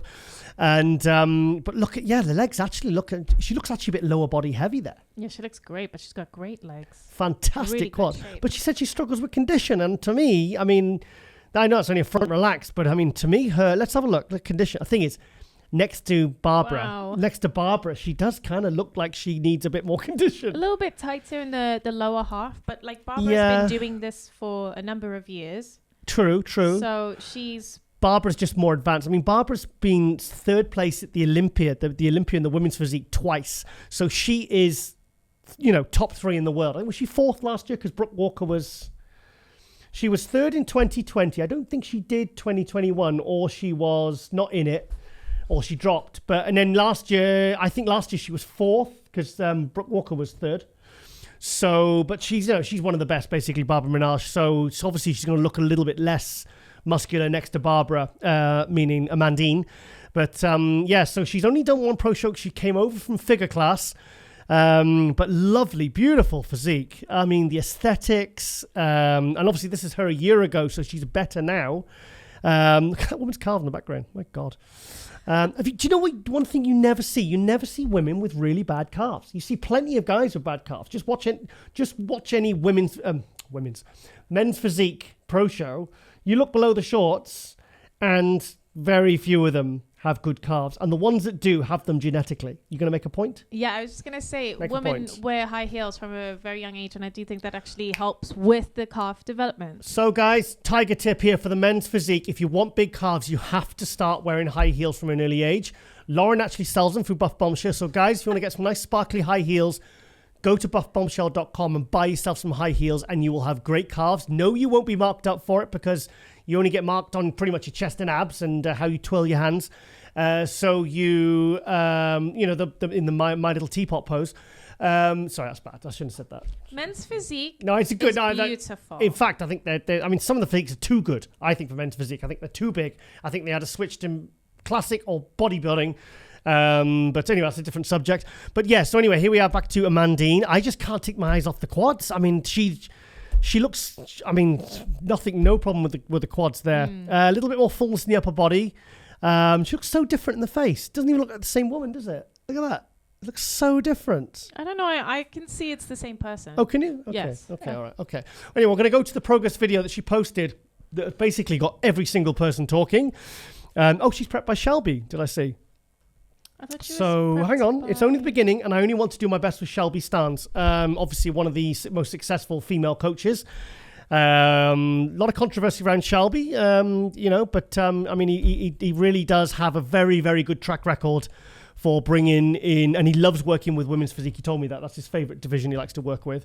Because I think women's physique is really, it's more so focused on conditioning, because it's not about size like the female bodybuilding. In fact, I don't know what are really the difference between female bodybuilding and women's physique now. I think if Amandine keeps growing, then she will have to switch to female bodybuilding, because if anything, if you're too big in women's physique, you will get marked down. The thing is with men's classic, which is kind of the male equivalent, it's the weight cap that keeps you down, keeps you sort of sorry, what are you distracting me there, darling? That keeps you out of the category, because if you go over it, obviously then you have to switch up to bodybuilding.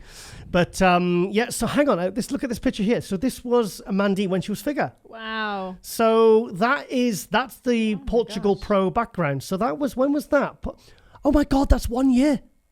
That's not 1 year. That is 1 year. Look, July 2021 to July 2022.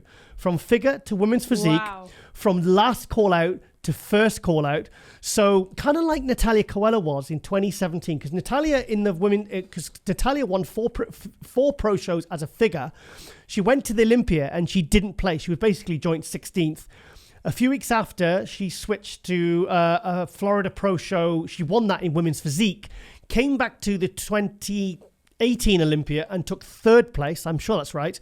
And it's funny because I was arguing with someone on the MD forum saying that she should switch to figure. And their argument was, well, if she's winning in figure, why would she switch? And that was before she went and didn't place at the Olympia. And then she switched, and obviously the rest is history. Now she's the women's physique Olympia champion. But look at that. Look at the difference in 1 year. She said that she put on 22 pounds of muscle. Yeah, 10 kilos. That's incredible. 10 kilos of muscle. So is that from this show to this show? I think so. She said it was 10 kilograms from figure it looks it. Women's physique. Lauren, it looks it. It looks it. So, you know what that means? If she's done that from then to then, what has she have done? What's she done from then to now? Because if she's making that kind of leap again, she's going to be... I mean, I wouldn't have had her on the show if I didn't think she was going to be a front runner for the New York Pro. So, I mean, we'll come to that video very, very shortly. Wow. So look at that. Look at the difference. Oh my God. So that's 1 year. Look at the... Oh my God, I'd love to make gains like that in a year. Look at her shoulders. Do you know what, though? I kind of have. Well, I've made them in the last 2 months. So, but no, it's not about me. Wow, look at it in her face. Everything looks different. That's incredible. Yeah, she had a good shape as figure, though.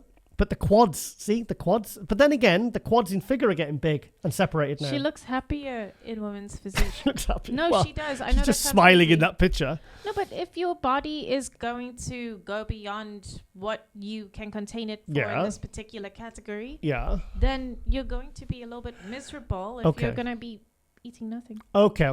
Right. Yeah, I see your point. And she looks great. I think she looks fantastic. Great point. Yes, she does. I think she's, like I said to her, I said maybe because her conditioning is very good, but she said she doesn't get really striated glutes and hamstrings. That's because she doesn't have very big glutes. Whereas if she actually had bigger glutes, sometimes it's not just to do with conditioning, it's to do with the development of the muscle. Like a lot of male bodybuilders, like say Derek Lunsford does a lot of direct glute work, he does a lot of lunging. And even when certain areas like his chest and his shoulders aren't as ripped, his glutes are shredded because they're so developed. So that's another thing to bear in mind. If you want to get ripped glutes, guys and ladies, just build your glutes, get them bigger.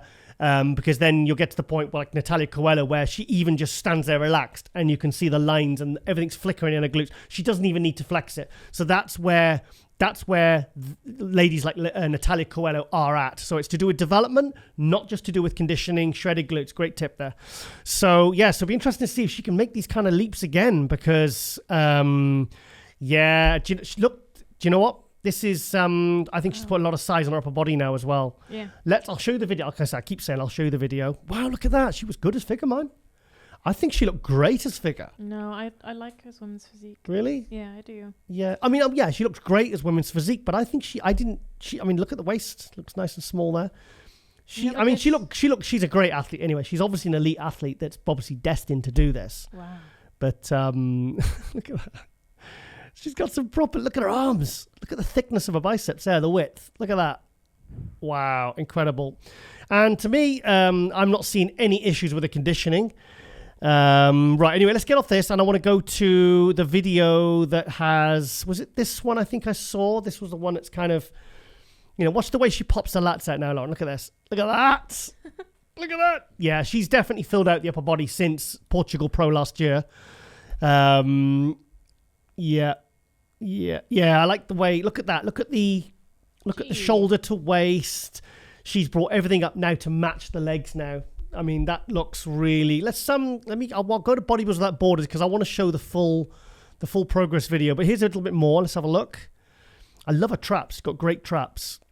Yeah, I feel like she could use a little bit more glute and hamstring because now I think she's going to need it to match the quads and the upper body because everything else is popping, but I feel like she needs a little bit more just in that area just to enhance those poses.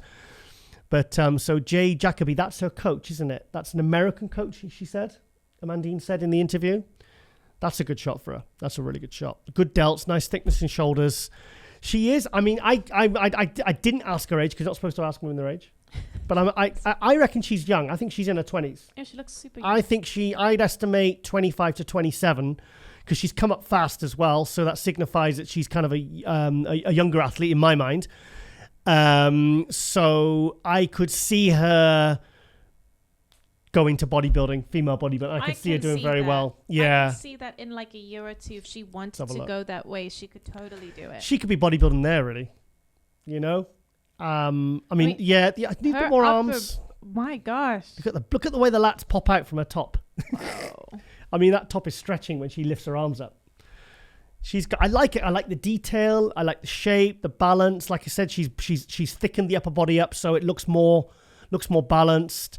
She doesn't really have a weak pose. She doesn't really have a weak body part. And I tell you what, I think she'll be first call out at the New York Pro, and I would not be shocked if she won. I think she's that good. I think she's going to be. I think she's going to go straight in like an Anne Munn or a Barbara Menage.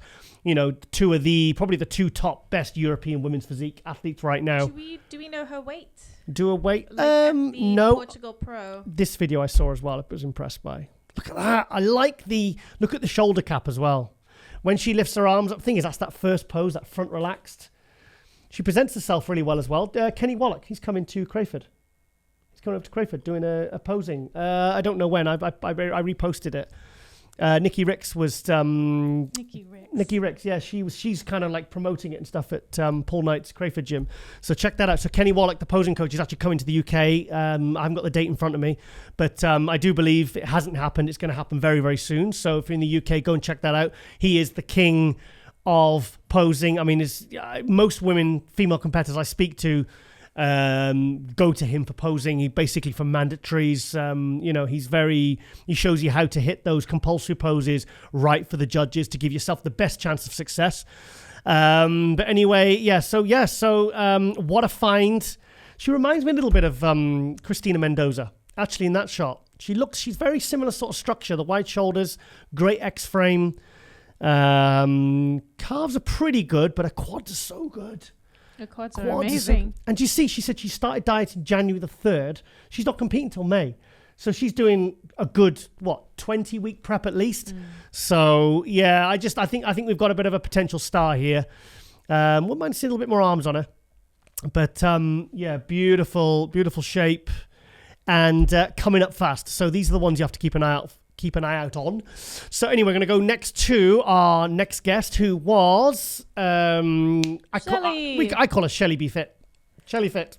That's what we know her as. Michelle Shelly Mensah. In fact, Lauren, put the camera on yourself and you take us through what you know about Shelly, on top of basically what we've discussed with her in the interview, because obviously hot news comes out after the interview. So tell us, put the camera on yourself and take it away. And I can always bring up some visuals as well if you want to switch to the Instagram. I'm currently on camera. So you guys, we got to interview Shelly for the first time. Michelle Shelly Mensah, and I'm just going to pop over to the split screen for you guys so you can see everything. Beautiful. Oh, sorry. Oh. All right, so Rookie. We have apologies. So you guys, Shelly has been competing for a number of years now, but only strictly with the IFBB NPC side for the last 2 years. She did her regional back in 2021, I believe, and then she won the UK Arnold's, which was absolutely fantastic in fitness. And then from there, she obviously qualified for the Mr. Olympia, but she's jumped into a couple of shows. Now, the nice thing about Shelly is that she's got this gymnastics background. Mm-hmm. She has the dance background, which is something that's how I first found out about Shelly. I'm just going to go to another post, so keep talking, Lauren, and I'll bring up some more photos, more visuals of, and of course, she was 5th place in the Olympia, 3rd place in the Arnold Classic, and she's British. We love that. That's a nice photo. Who took that one? I don't know. That was taken by, Stage Shoes and Jewelry. Hang on, I'm just going to zoom in there. Who's this, Lauren? That's Buff Bombshell. Yep, that is Lauren's. Bikini Mama. Yeah, she's good. She's got a good team behind her. Yeah, she's really really built up a lot of momentum, and it's been a wonderful journey for me to see. Like I said, I ended up. Come on, Giles, move the pictures. What? Okay, sorry. I ended up really finding out about Shelly back in like 2017, 2018. Yeah. When she was competing in a different federation, and I saw these ballet photos of Shelly. Okay. That's how I first found out of her on Instagram. Yeah. If you probably scroll down her feed, you'll see some of these ballet photos, and I just thought it was the most beautiful thing I'd ever seen, because coming out of dancing, it's one of those things, and you see this physically fit woman in point shoes. Look at our 3rd place at the Arnold. I know, it's and incredible. 5th place at the Olympia. And this was the biggest, hang on, sorry to interrupt, this was the biggest Olympia fitness lineup we'd ever seen. I think it was 18 athletes. 18. And 5th place, she was a complete unknown. Because I remember we're at the Olympia, and I could hear people saying, who's that? Well, a couple of saying, who's that black girl, number so-and-so? Yeah. And I was like, she's British. I kept turning around going, she's British. That's Shelly. Because I said, I missed her name, because obviously they were calling her as Michelle. And it didn't clock in my head that was Shelly. And I went, Shelly's there. I said, that's the one. That one. I said, she's actually one of ours. So, but yeah, I'm so impressed. And like I said, she's, top 5 in the Olympia, 3rd place in the Arnold. That makes her like she's in the top 5 in the world. Right now, it makes her the best in British fitness. Yes, without of course. a doubt. Yeah.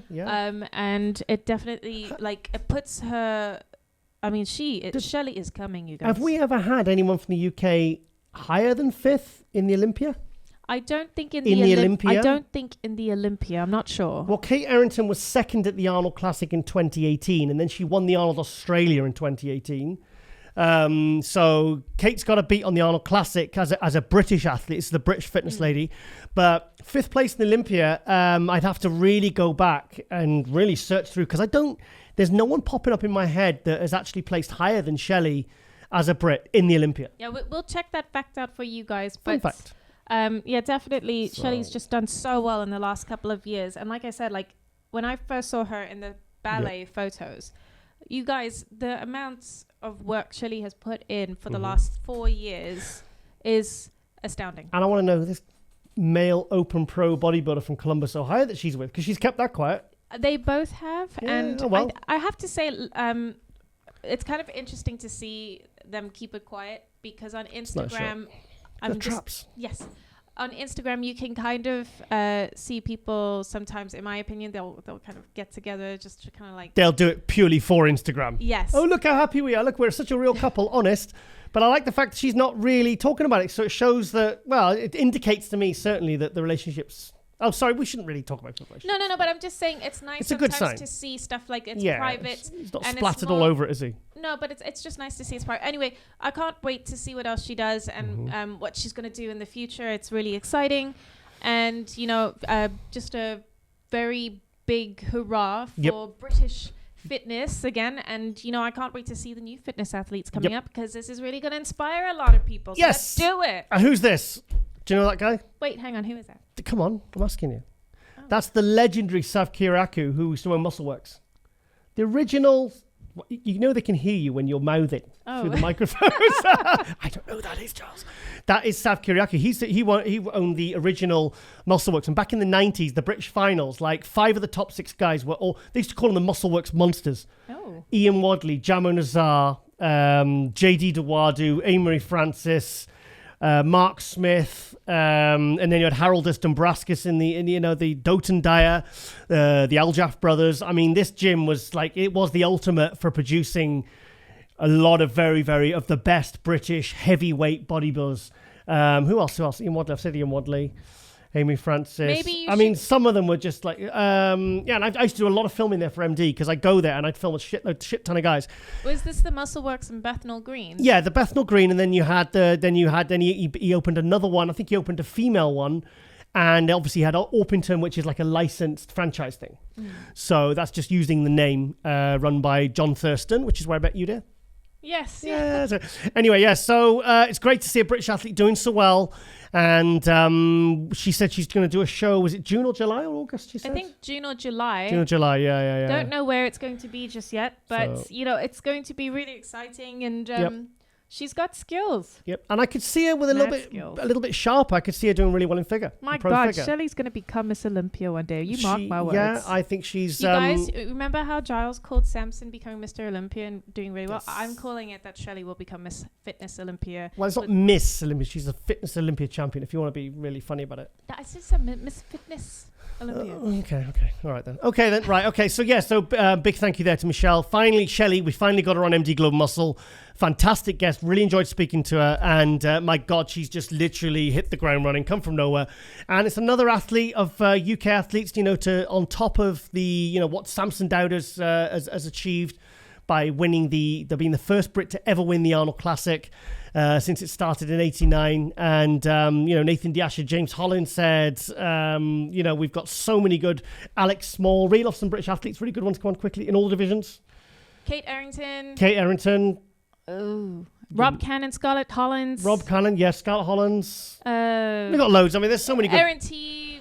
Who? Megan Sylvester. I don't know. Yeah. We've got loads. We've got absolutely tons. Rhea Gale, yeah, one Hagen. Of the she's won figure the Phoebe Hagen in the bikini. So yeah, we've got a good amount of British athletes coming out of the UK at the moment. So yeah, let's just keep it going, guys. Neil Curry, oh my God, Dean White, from the 212 and the classic. Jamie the Giant. Oh God, yeah, I can't forget him. Absolutely kicking ass. And so anyway, we're going to quickly go to Bodybuilders Without Borders because there's a new guy that's popped up on a couple of news feeds.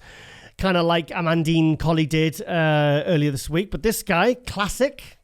I thought it was Madelman when I first saw the silhouette. Yeah. If you squint, it kind of looks very similar. But look at this guy's shape. Wow. I mean, that's a Madelman pose. That's Madelman's pose. Look at his chest. I mean, his chest is like Samson's. It's just perfect. Look at the detail. Look at the the roundness, the fullness. Who is he? Well, his name is, holy shit, how come I have never heard of Stéphane NFC, Mr. Unchained, who turned pro 3 years ago in classic physique. Watch out, world. He's French of Cameroon, descent like Bieki. He gives me that Madelman vibes. There you are. Yeah, Yeah, see, we're great minds think alike. And then some. But let's quickly go to his Instagram because I want to give this guy a bit of a shout out because, I mean, what a beautiful physique. His name, he's not really showing his name. Stéphane.NFC. He's got 44,000 followers, so he's not like he's completely unknown. So where's this? This would have been, so I'm guessing he turned pro at the amateur, is that the Amateur Olympia? It's like Denmark or something. Denmark. Yeah, so yeah, he's obviously through their events. It's got 10x on the... Yeah, I know.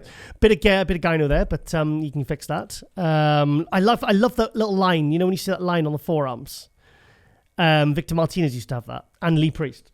It looks like a bicep growing out of the forearm. It does look like a bicep. But you can see there, he's obviously, I mean, look at the genetics, look at the shape.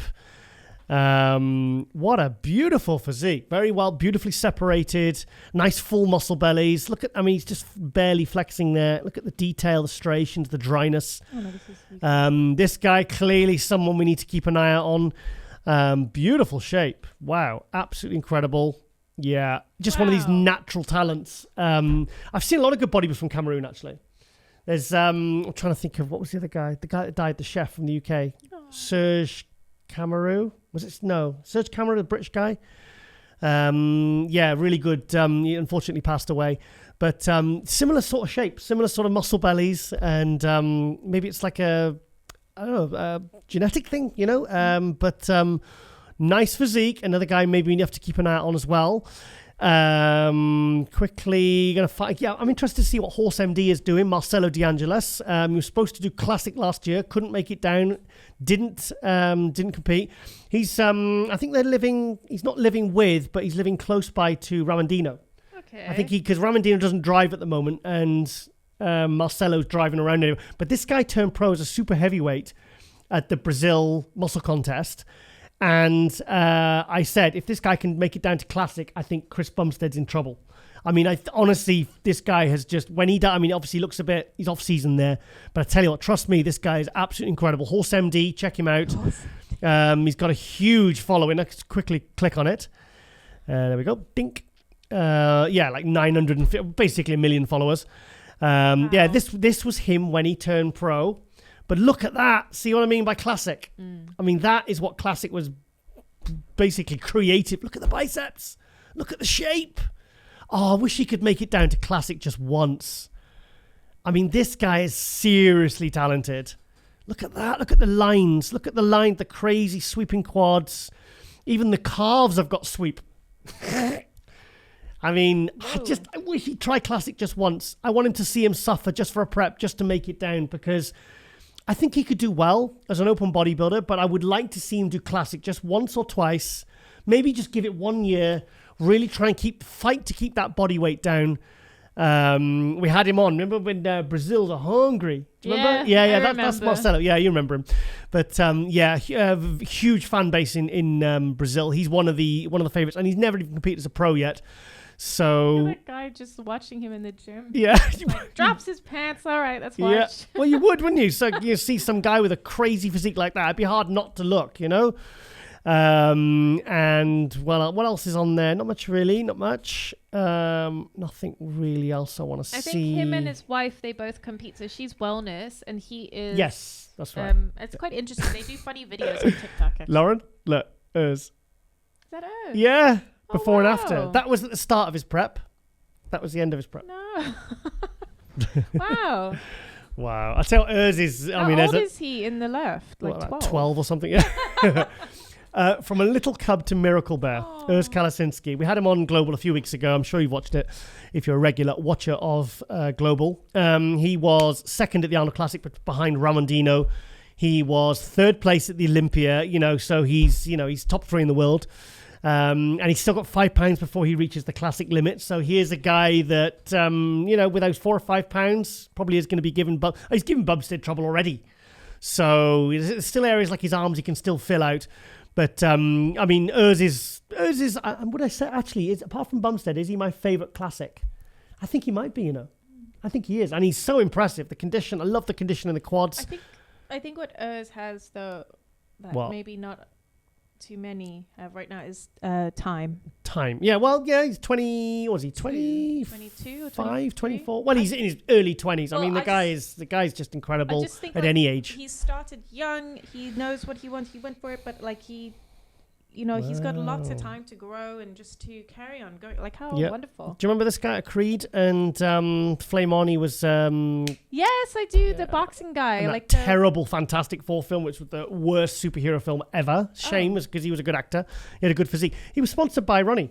No. Yeah, Ronnie was sponsoring or something for a while. Don Long as well. He was a great body for the 90s, but he ended up having kidney issues. He won what did he come third in the 96 Night of Champions, and then he had kidney issues, and we never really kind of saw him again. I think he did compete actually, made a bit of a comeback, but it never really worked. But anyway, so that's all I wanted to see on there. Quickly going to go to muscular development because 2 reasons. Myself, Milos Sarjev, and Ron Harris recorded the Power Hour, another show I do for MD, comes out every Monday, 9:15 a.m. EST. And myself and Milos got a bit heated because he couldn't accept that I thought maybe that Andrew Jack had day 1 of the Arnold Classic because Samson ended up winning straight first on both days. And I kind of put my case forward, and Milos, we brought it up twice in the the discussion. By the time you watch this, it'll be out. It would have come out on the Monday. This is Wednesday you're watching this, if you're watching it when it first comes out. And got a bit heated, but this is how me and Milos communicate because we don't always agree. But I love Milos. Milos says he loves me too as well. So there's just nothing but love and respect and appreciation for each other. But we do feel strongly about things, and we like to sort of have it out and thrash it out. I'm not sure what Ron made of it. Ron was looking a bit like, are these guys still friends? Or but it was very, very fun. It was funny, I suppose, watching back. But you can check it out because especially towards the end, Milos gets a bit. He sits right forward and he's really like, okay, I'm not having this, Giles. You are completely. It's good. It's good watching, and probably you can see and keep an eye on Ron as well because he looks like he's like biting his nails because I think he didn't expect it to go that way. But this is how myself and Milos communicate sometimes. So let's quickly put the volume on. My eye more because of the way he peaked, and I said, I don't know whether you can hold that for day 2. He didn't. He flattened out. He looked stringy on day 2. And Samson just looked. He looked exactly the same on the pictures in the finals. As soon as I saw the Samson video on day 2, I was like, okay, he's done what he needs to do. He's nailed it. I think he's got it.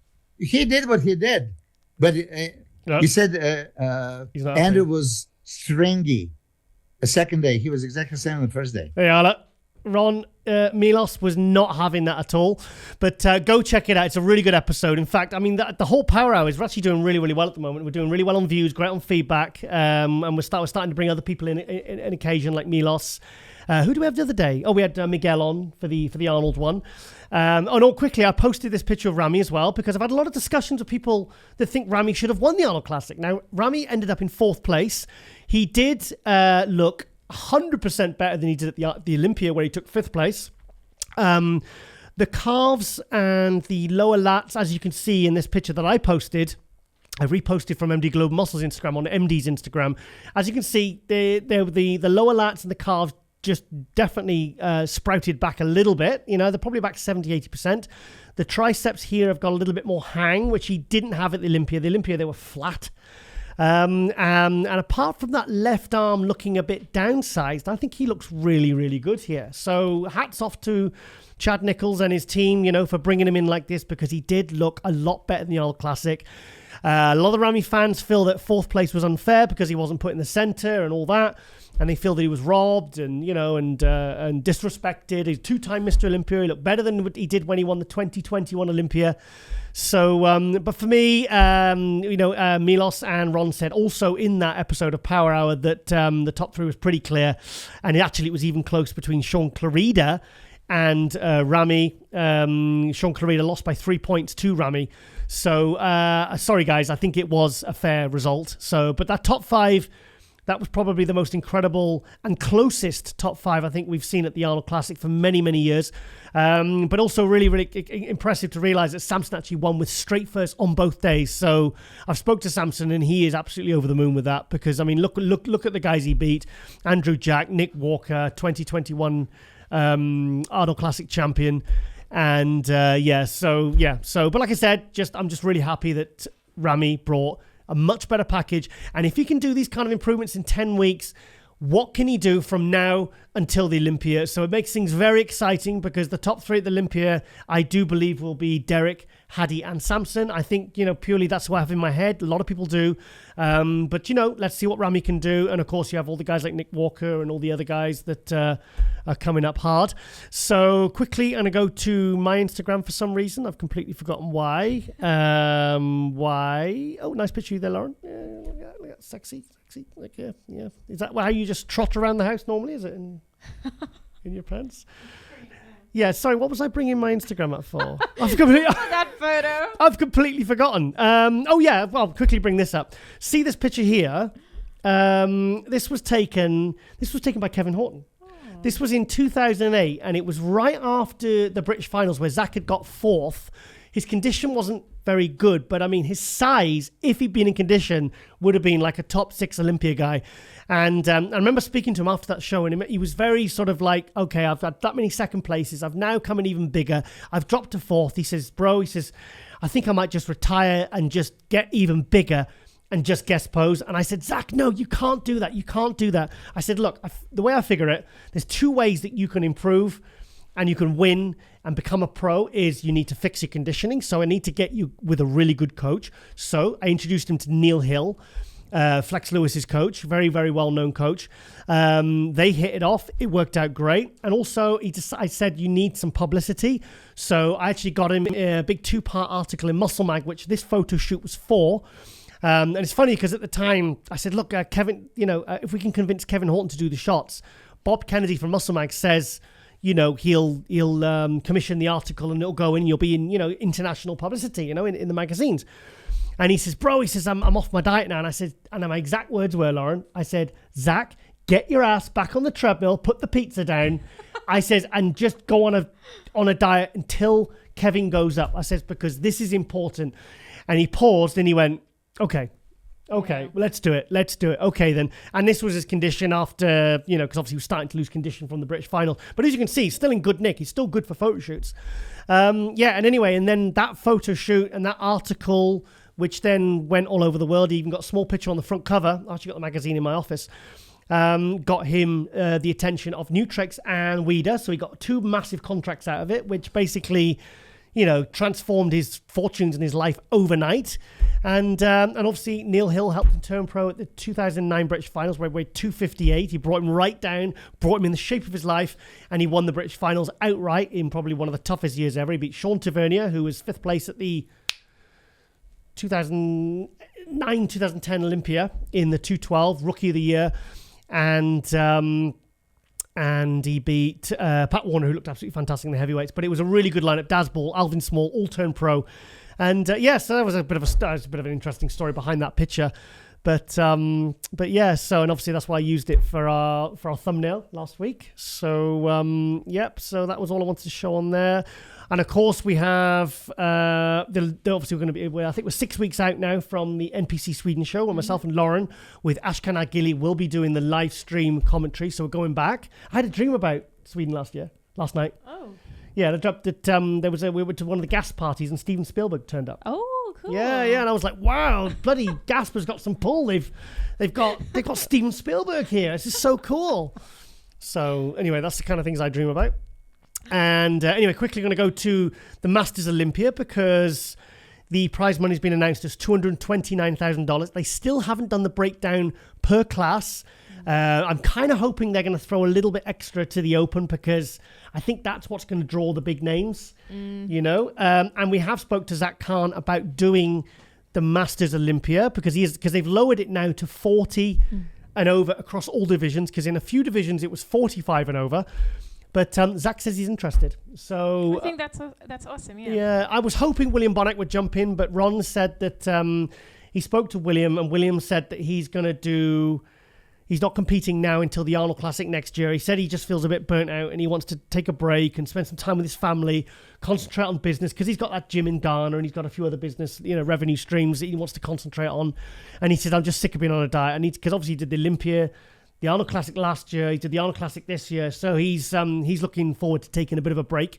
So, so anyway, so we'll hear more about... also, the main reason I'm bringing this up, Sean Clarida might want to do the Open, because Sean Clarida is 40. He turned 40 last year, I believe. And I have spoke to Sean Clarida, and he said, he asked me about the prize money, and he said, yes, he's actually quite interested. So that'd be interesting. Imagine seeing Sean Clarida go with Kamal and I don't think Victor Martinez is interested, but like say Phil Clayhar going up against, for the Open Masters Olympia title. So that'll be very cool. And also, Lauren, you said that there's a amateur show as well. So it looks like we've got Camera on yourself. Looks like we've got Masters Olympia, you guys, and then we also have an NPC show, which I'm assuming will be a pro qualifier. Again, I have to check my facts, but I think it's a good draw to bring more people in and obviously to watch the pros. So go do it if you are an NPC amateur and you're looking for that pro card. Do you want to quickly bring that up on the full screen now? So, so basically there is is that on the day? Hang on. Oh, yeah. So it's on the same weekend. So it's two shows. So it's the amateur. Oh, so hang on. No. This is just an Olympia amateur. This is an amateur Olympia amateur pro show. Amateur. But for pro all qualifier. NPC amateur athletes, and I assume it would be an NPC pro qualifying show. It's a pro qualifying show like any Olympia amateur, and then they've got the pro Masters Olympia together. So it's probably on the same day, maybe, or maybe it's on 2 different days. I don't know. Do you think they're going to want us to do live stream for the amateur as well? Because that's most a lot. likely. Oh God, I'll be dying because these shows are long. I mean, you're literally doing what I'm doing right now for like 10 hours straight, and that over a couple of days is quite tough. I'm hoping they just ask us to do the pro. I really just want to do the pro. Oh well, we're easy. Well, if they need us, Jake and Lita, if you need us, we're there for you, because they looked after us so well for the last 2 years running. Because myself and Lauren is on the live stream at the Romania Muscle Fest. So if they need us, they need us. It may as well be useful.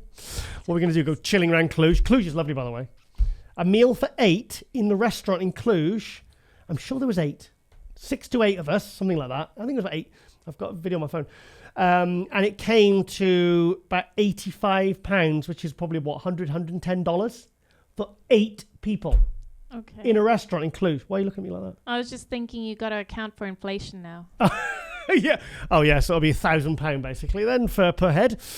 So yeah. So anyway, so it's I think we're going to start. Obviously, going to keep the momentum going and the hype going for the Masters Olympia, because I really want this to be a success. Because I've seen Jake Wood showed us the video of the venue when we were in Romania at the after party, and it looks, they're really, really putting a lot into this event. So guys, if you want to either attend or watch the live stream or compete in the amateur or the pro as a Masters, or the amateur as any division, get yourself in this contest, get yourself registered, and like I said, just check out the place, because like I said, Cluj, Romania is absolutely stunning. It's quite cheap to get to as well.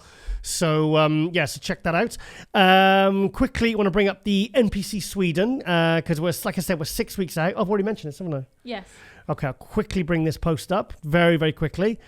What's that guy? I know that guy. That's Hendrickson. But yeah. I can't remember his. I can't remember his name. He didn't turn pro at that show, but he was so close. He did men's physique, classic, and bodybuilding, didn't it? Yes. I think he did 2 or 3, but great, as you can see, he got great physique. And then the lady. No, he did win something. He didn't win his pro card, but he didn't division. But he's close. He will turn pro. Right. And then the lady on the left is... I don't know who she is. I can't remember her name, but she won the bikini overall and she turned pro. Okay, and there's At the age of 18 or like 19. Oh, she was God. super young. Oh, that was Minna's girl. Yeah. Minna Pujolati. There's me there, where I'm doing a matrix back bend, because Martin Fitzwater did a frontal bicep and nearly clonked me in the chin, and I managed to... With my ninja-like reflexes, I managed to escape it. But, God, I shit myself, man. Because look at me, look. So, and the trip after this was Ireland, but we don't talk about that. Yeah, that was a bit... that wasn't as fun a trip, was it? I loved it up until about 3 o'clock on the Sunday. Okay. Anyway, it's in the past here. Yes, so... Unfortunately, we missed both our birthdays that year too, so we are going to have to make up for it this year. I didn't miss my birthday. I was in ICU. You were actually getting cut open on your birthday. With tubes up my body. Right, okay then. Quickly. So, just the Muscle Contest Island, because obviously they aren't having a 212 pro category. They are having Classic this year. So if there's any Classic pros anywhere in the world looking to get a win and qualification for the 2023 Olympia, get yourself onto Muscle Contest Island, DM them, get on the website, get yourself registered. I can heartily recommend this show. Check it out. And so it's a good event, like I said, and it should be, like I said, good amateur event as well. Okay, so May the 13th in Limerick Island, 7 pro cards, Pro Classic. Check it out and tell them Tiger sent you. And finally, just a little bit of really, really good news is that the 2023 Arnold Classic champion, Samson Dauda, has finally tied the knot with and it's not Marlenka. Apparently her Instagram is Marlenka. Lauren, stop talking to the cat. Sorry. I don't care about the cat. She's fine. She'll be outside. It's a bit of snow. She won't kill her. Marlenka, it's Marlena, but apparently she uses her Instagram Marlenka because apparently the Marlena was gone or something. So I've been calling her Marlenka all this time, and it's actually Marlena. I just call her Mel. Mel, yeah, everyone calls her Mel, don't they? So so there's the happy family. There is Samson, Marlena, wearing some pretty cool boots there, and the coolest dog in the world, Cerberus, who's absolutely gigantic. And because the thing is, like, Samson's big, you don't realize how big he is, and you don't realize how big the dog is until you see it, because I stayed at the house last year. That dog is absolutely massive. So Samson and Marlena got married. They are best day ever. Mr. and Mrs.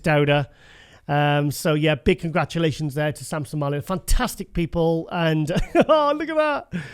And so what a power couple. I mean, that's an example of loyalty, hard work, support, love, and just, a couple that really put all their eggs in one basket, and they just basically gave it everything, and it's really starting to pay off now. And like I said, it's just a feel-good story, because I mean, they're just the nicest people ever, and we're rooting for you, and we're rooting for the Olympia, and my God, wouldn't it be amazing if Samson won the Olympia as well? Yeah, amazing. I think he's going to be higher than 6th place this year, put it that way. I mean, I can see him top 3 this year, and depending on what improvements he makes from now until the Olympia, obviously depending on what Hadi and Derek and obviously all the other guys as well, it's going to be interesting to see what he can do. The thing is, you can always rely on the guys like Samson that always improve every single show because they work so bloody hard. So that is it, really. So that's it. So I just want to say congratulations there to Samson and Marlena for tying the knot. And it'd be fantastic if we won the Olympics. It'd be absolutely amazing. So, okay then, guys. Okay, big thank you there to Lauren for switching for me today. You look a bit bored, dear. You want to go to the gym, don't you? I want to go to the gym. I'm going to hit some back now because I didn't train Thursday because we were snowed in. Thursday. Why are you licking your finger full like that? I'm not. That's disgusting. Can you not distract me when I'm working, please? No, you are. You're trying to be distracting. You're doing something suggestive there with your finger. No, I'm not. My finger. Lauren, we are going to get demonetized and taken off the air, and I'm going to lose my job. I'm going to have to start OnlyFans, and I'm going to have to be doing those butt on the sink videos and pictures to try and pay the bills and pay our astronomical gas bills. How do you know they do butt on the sink kind of photos? What is that? What they do? I don't even know. Is OnlyFans an app? Is it an app or a website? I don't know. What is it? You don't know anymore. Okay, you said you were on it once. No. Okay. You did. No, you didn't do it for that, did you? Okay. So before OnlyFans was OnlyFans, bullshit. It was a platform for learning. It was it was a creative platform designed for learning. Right. Okay. And then somebody somehow managed to monetize it for explicit purposes and sexual. Can you move the mic because your nose is growing and it's pushing the mic away? No, I'm not blaming any. I'm not gonna judge anyone on how they pay their bills and stuff. But it's changed. Lauren. Honestly. Anyway, have a good time, everyone. You'll see me next week. Lovely. Bye. Thank you, Lauren. Thank you. Yes, Derek's back next week.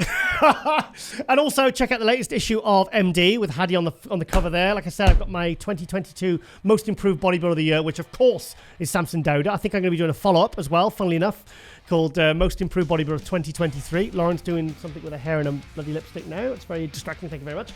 And of course, guys, do not forget to like, share, and subscribe and hit the notification bell. And we will see you next week for more MD Global Muscle. So, my friends, I'm going to go train some back. I'm going to let the cat in because she's freezing cold. And thank you for watching. Thank you for supporting. And ladies and gentlemen, we are out.